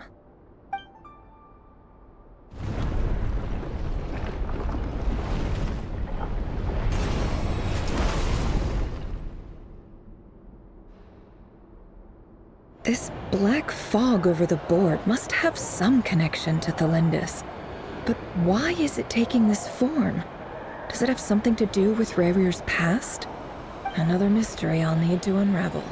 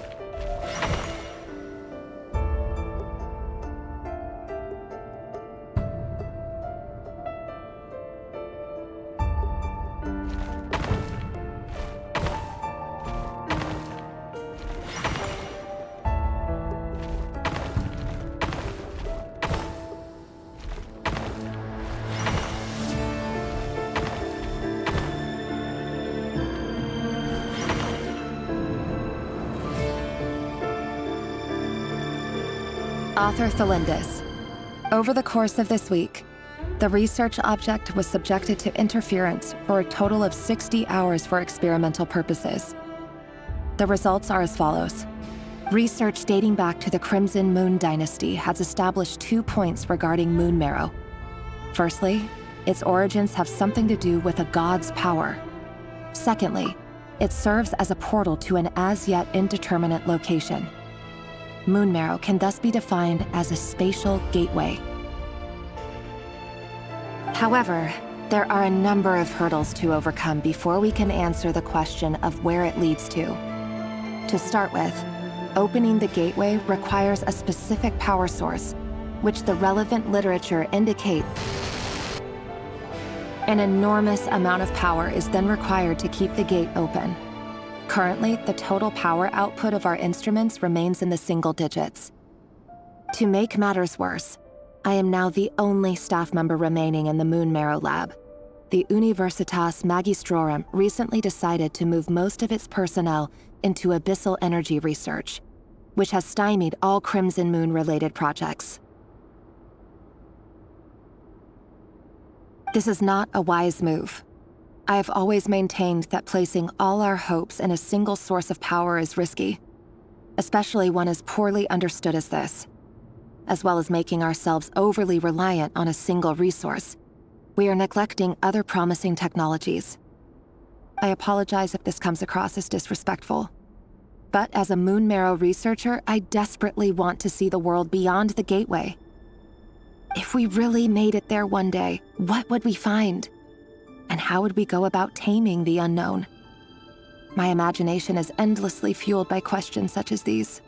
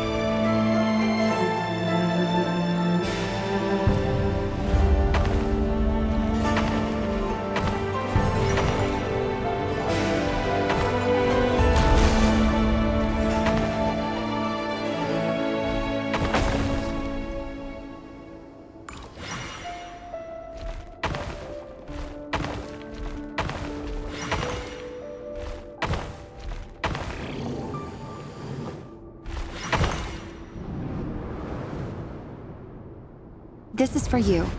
I heard you're gonna leave the city with your parents. Delindis, did you hear about what happened? I've heard nothing.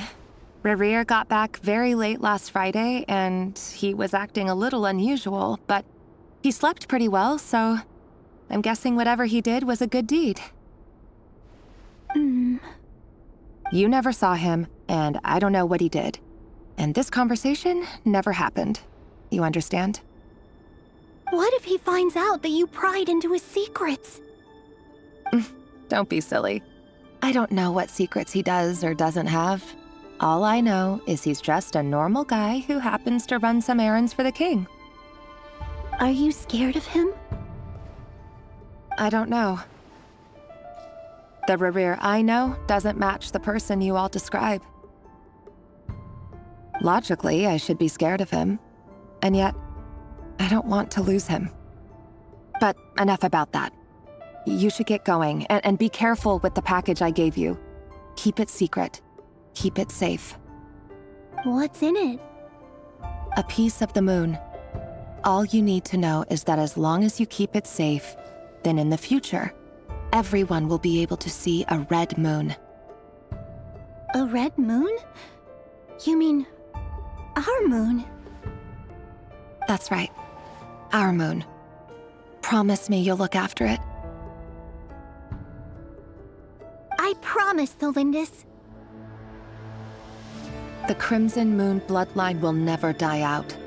Its light, the color of blood, will become like a fire that flows in our veins, no matter how long it takes.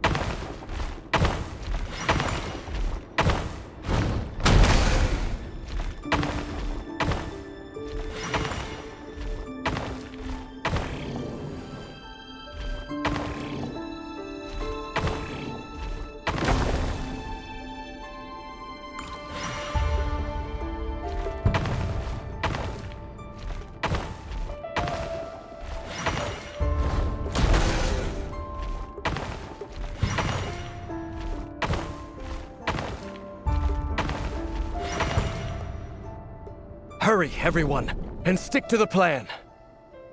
Sir Dainsleif, what are you? Is this treason? You know what happens to those who betray the throne.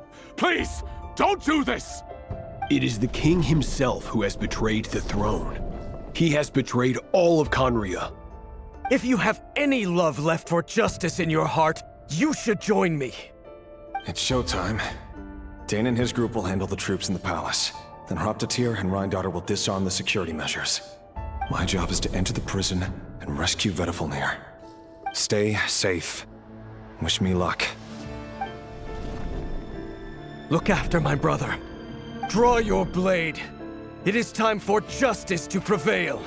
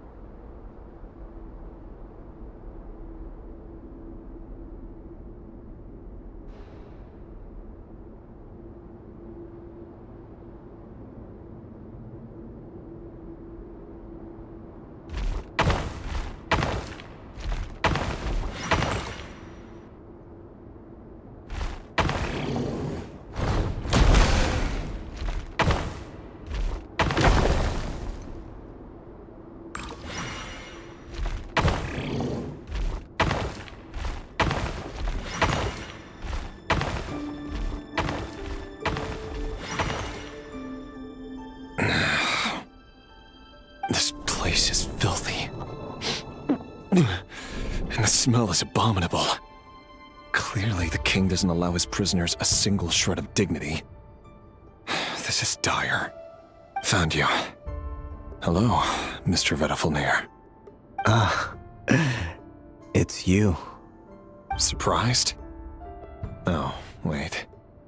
I guess surprise isn't an emotion that prophets feel very often. I certainly felt some surprise in the moment when I was blinded. Surprise at the king's sheer ignorance. Surprise at just how unfairly this world responds to words of earnest remonstration.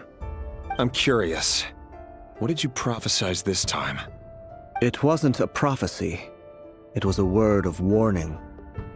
Someone had to say it. The king has forsaken all reason in pursuit of his obsessions. I simply told him that if he continues on this path, Khaenri'ah will surely fall. But he didn't listen. Worse still, he stabbed you in both eyes and locked you away. Dane asked for my help. The court is in complete chaos now, but I'm sure you predicted that. Everything is transpiring as I foresaw, yet I am powerless to change it. Fate is an immutable force. I can but lament as the inevitable unfolds. I do wonder whether giving a man the power to see the future is nothing more for him than slowly crush his spirit. Forgive my curtness, Vedafilnir, but the king did not suddenly turn on you today. His suspicions have been brewing for a long time. You can't have wisdom beyond the reach of your fellow man without attracting his fear and suspicion. There are things the king does not want to see. So, he doesn't want you having visions of them either. He blinded you because he thought this would make the visions stop. He wasn't entirely wrong. I did indeed lose my power to see the future. Right up until... Until what? Just now. I believe I saw something new.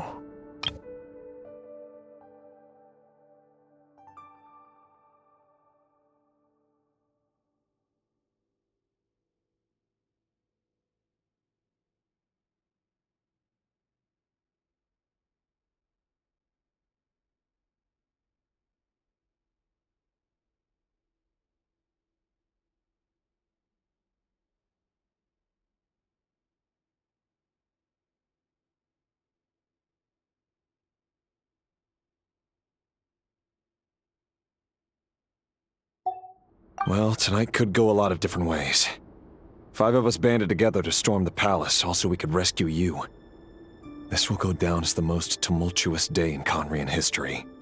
I sense hatred in you, but also hope. A desperate hope that with the tyrant deposed, that will be the end of the story. But this is not the end. It is the beginning of a new chapter, in a whole new story. There are many men of honor and courage in this world, Rerir. But you are not one of them. You're not here for justice, are you? You're here for yourself. Is that a dagger? Interesting. Why not the polearm? It was always your weapon of choice. With your abilities, I don't doubt that you were able to recover some of your sight. But I also doubt that you want to make an enemy of me right now. Of course not.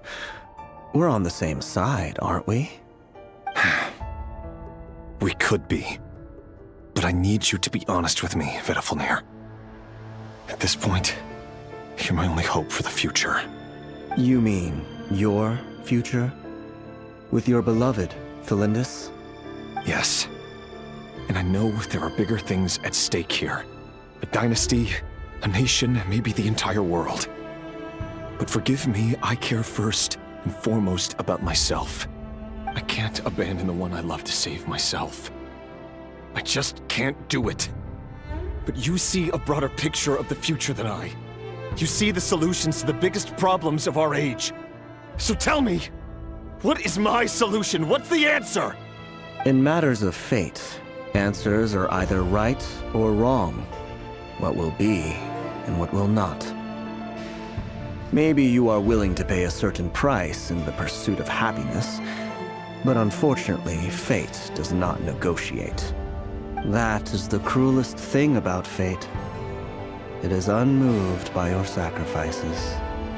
That can't be true. I know it's your voice that I keep hearing in my head, urging me to see how the world is changing, to seek more power, so I can protect the things I love. You show me disaster, but you won't show me how to avoid it? Why? Why are you doing all this? My voice. In your head.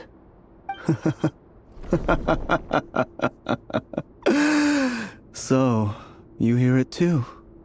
The voice that steals your mind, gains your trust, and drives you crazy. It turns out that we are not so different, you and I. Vedifilnir just broke into the strangest smile I've ever seen in my life, as if he'd discovered some monumental secret. But then he suddenly switched to looking extremely weary. Very well then. My advice to you is as follows. You must persevere. Whatever trials and tribulations you may face, be steadfast in the belief that they are your path to the future. For as long as you live, your story with Thelindis shall not come to an end. That is the only chance you have of fighting back against fate. It is up to you whether you believe my words. Regardless, that is all I will say on the matter. I have no right to intervene any further. I will hold you to your word. Thank you for setting me free. In return, I will tell you one more thing that you cannot afford to ignore. Just then, a strange wave of energy rippled through the city. We had no idea what it could mean. If I were you, I would head to the Universitas Magistrorum. The Universitas? Oh no! I'm sure we'll be seeing each other again very soon, Rerir. Whatever Vedifilnir said, I didn't catch it. I didn't even help him out of the prison. There was no time to lose.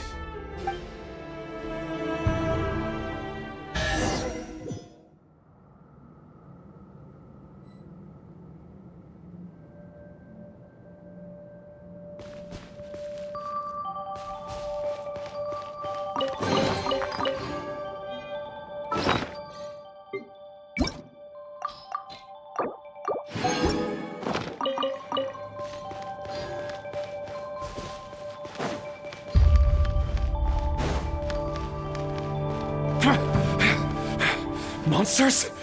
Is this Rhindaughter's doing? Or the Universitas Magistrorum?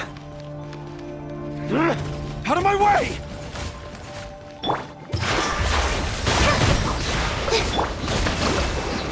The poor lost lamb.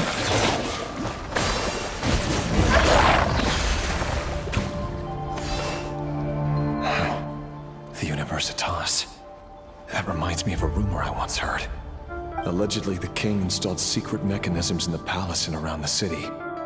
No one knows where they are or what kind of power they hold. But if they were ever gonna activate, it would probably be on a night like tonight. Help! Help! Hold on! Don't let them anywhere near you! Save me! I can't!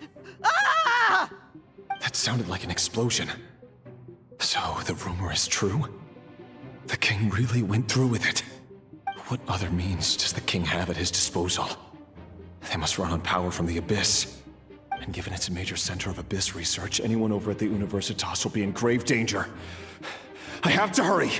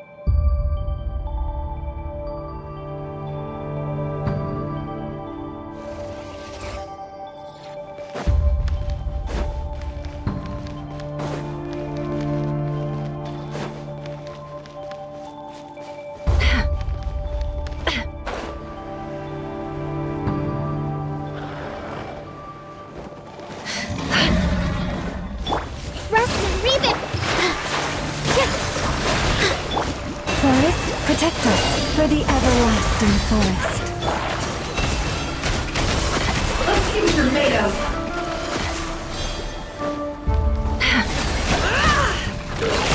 Time to come clean. Seek within. Positions. Leave this place with one heart. Let's see what you're made of.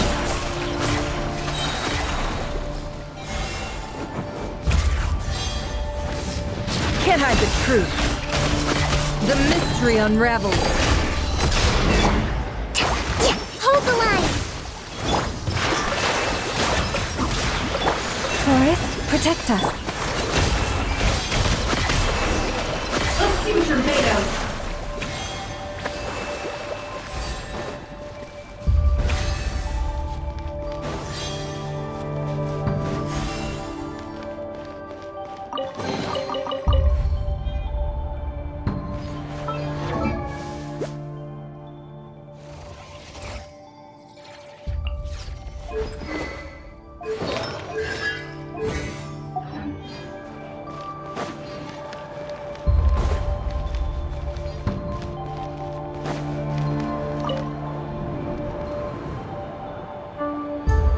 Monsters!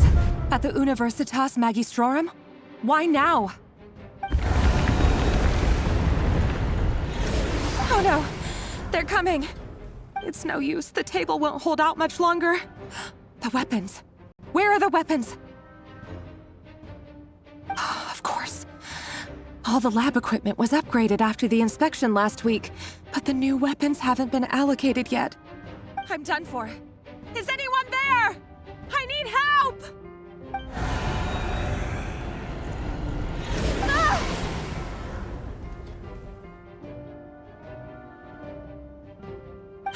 Stay back! Please stay back! Please!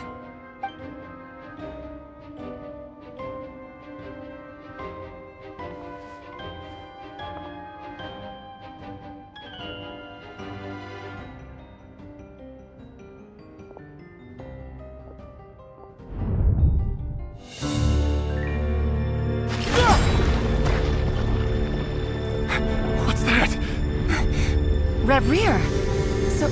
So the rumors about your work are true. What? No! Listen, something happened at the palace tonight. We have to leave! You don't need to lie to me anymore. What do you mean? I know why you're worried, and I will respect the decision you've made. But it's okay, because I found a solution. I know how to end all this. You can have it back. The normal life you so desire.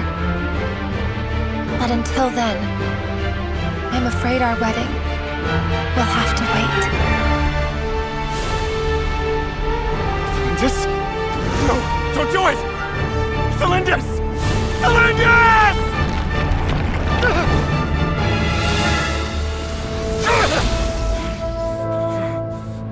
I told you, Rerir. Let her go. You will find someone better. No!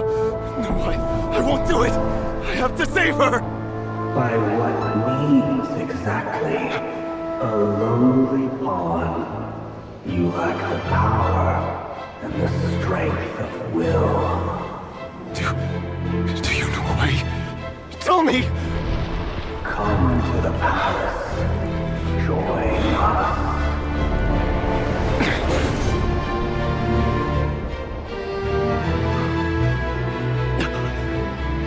Rerir, thank goodness we... Step forth and take your share. You made it. Not you too.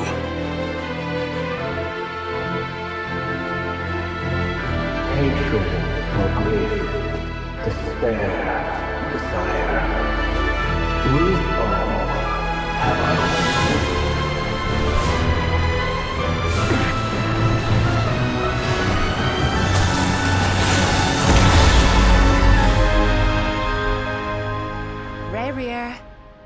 Rerir. Celindus? Were you daydreaming?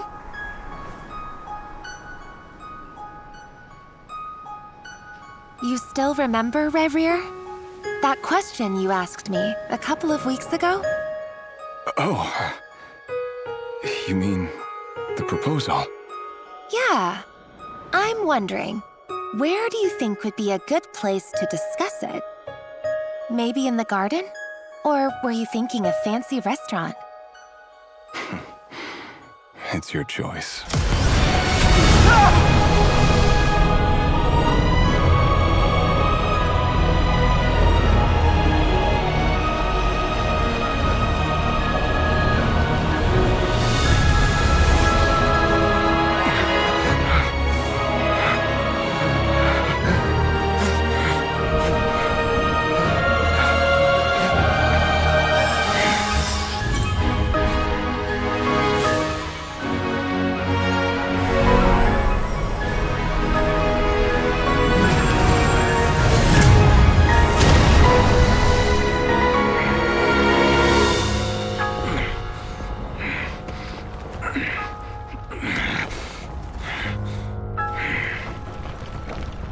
I will find you.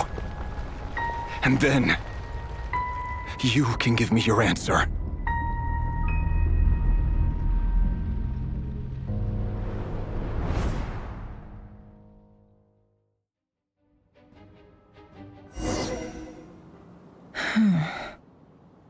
So that's how the Raker of Solnari was born.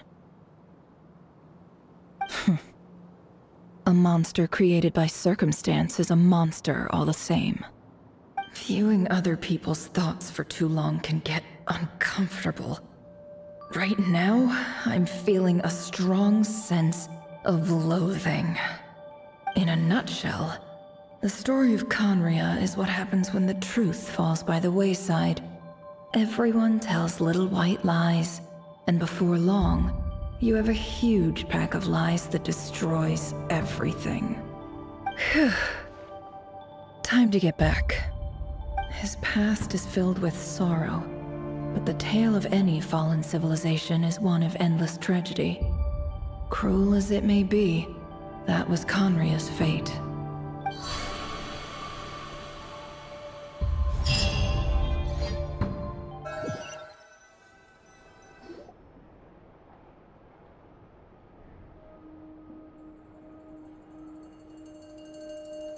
Everyone, I'm back. Can I get a standing ovation? Never! How are you holding up? Feeling okay? She's fine. Boss is a pro.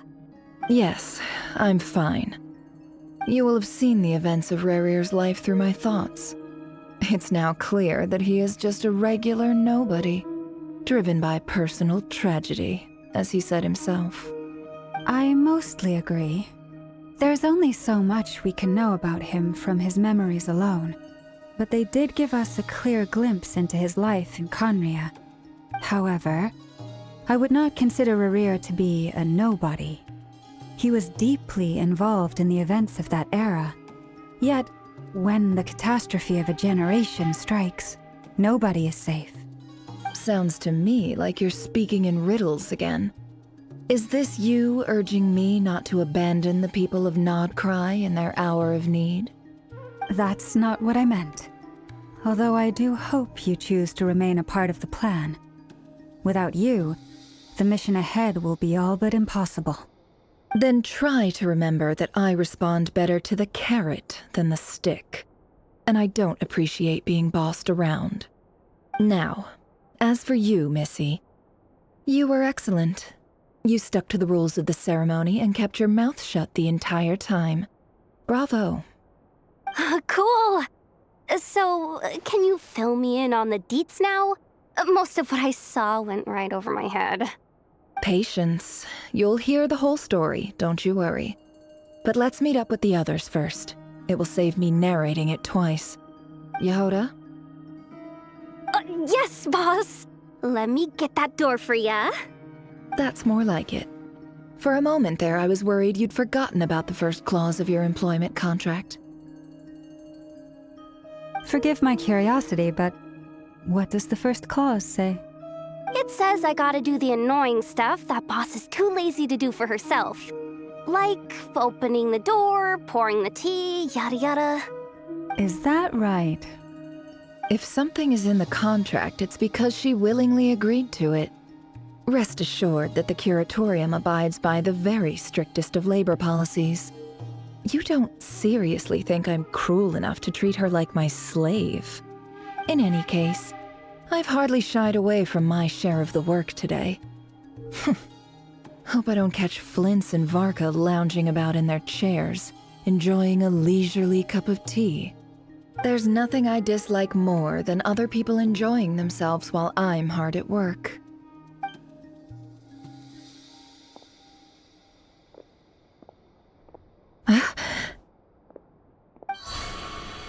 Oh no.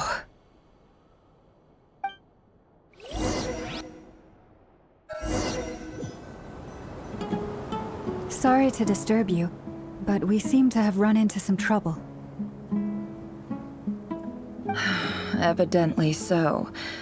Don't worry, I'm not about to leave you to fend for yourselves. I'm not that kind of boss. And it would go against the Curatorium's labor policy. I'm sorry. What did you hear me say? I wasn't talking about labor policy. Wait. How long have I been standing here? Not long.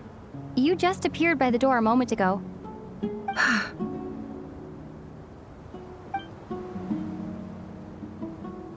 Boss, what's wrong? You look like you've seen a ghost. We've been tricked. We never left at all. Somehow I hallucinated that whole scene back inside the office. Hallucinated? But how? How indeed. This place should heed my will alone. All thoughts and actions that occur in here are just a result of pawns moving across the chessboard in a carefully calculated manner. And nobody has access to this chess set but me. So you control everything in here? More or less. But yes, it's a special technique of mine. Has anything like this ever happened before? Only once. It was the first time I used the chess set. Is there any similarity between what happened then and what's happening now? I suppose my thoughts are a little turbulent, which was also the case my first time. Is there anything I can do to help? The first clause of your contract clearly states that I only need your help with things that I'm too lazy to do myself. Meaning, you're not feeling lazy right now? Meaning, this is not something Yehoda can help with.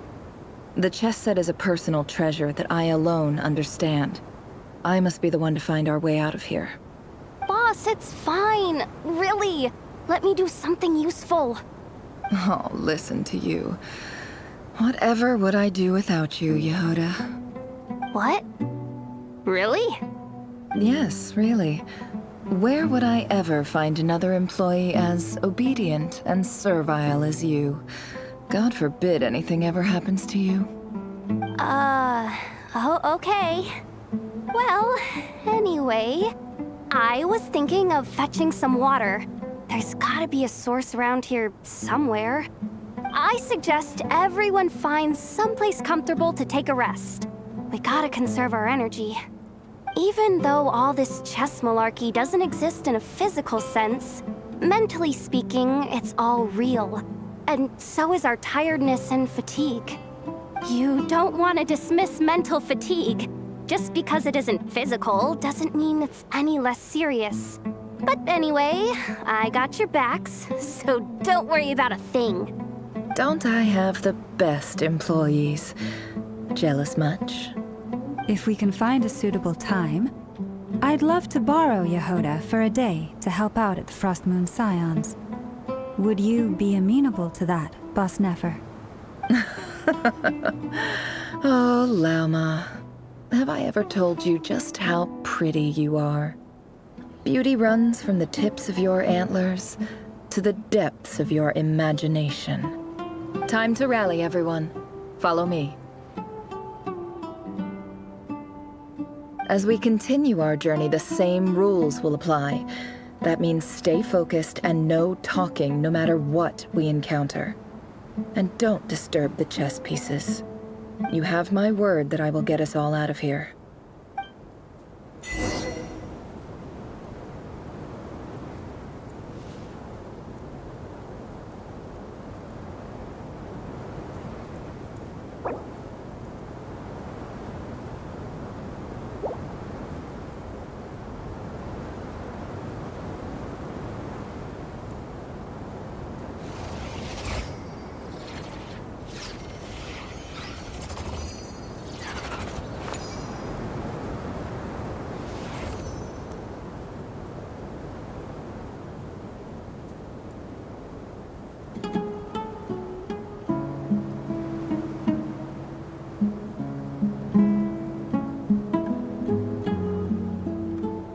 Why does Ashru sit up on the counter? To welcome our clients, of course. A kitty's gotta earn his kibble somehow.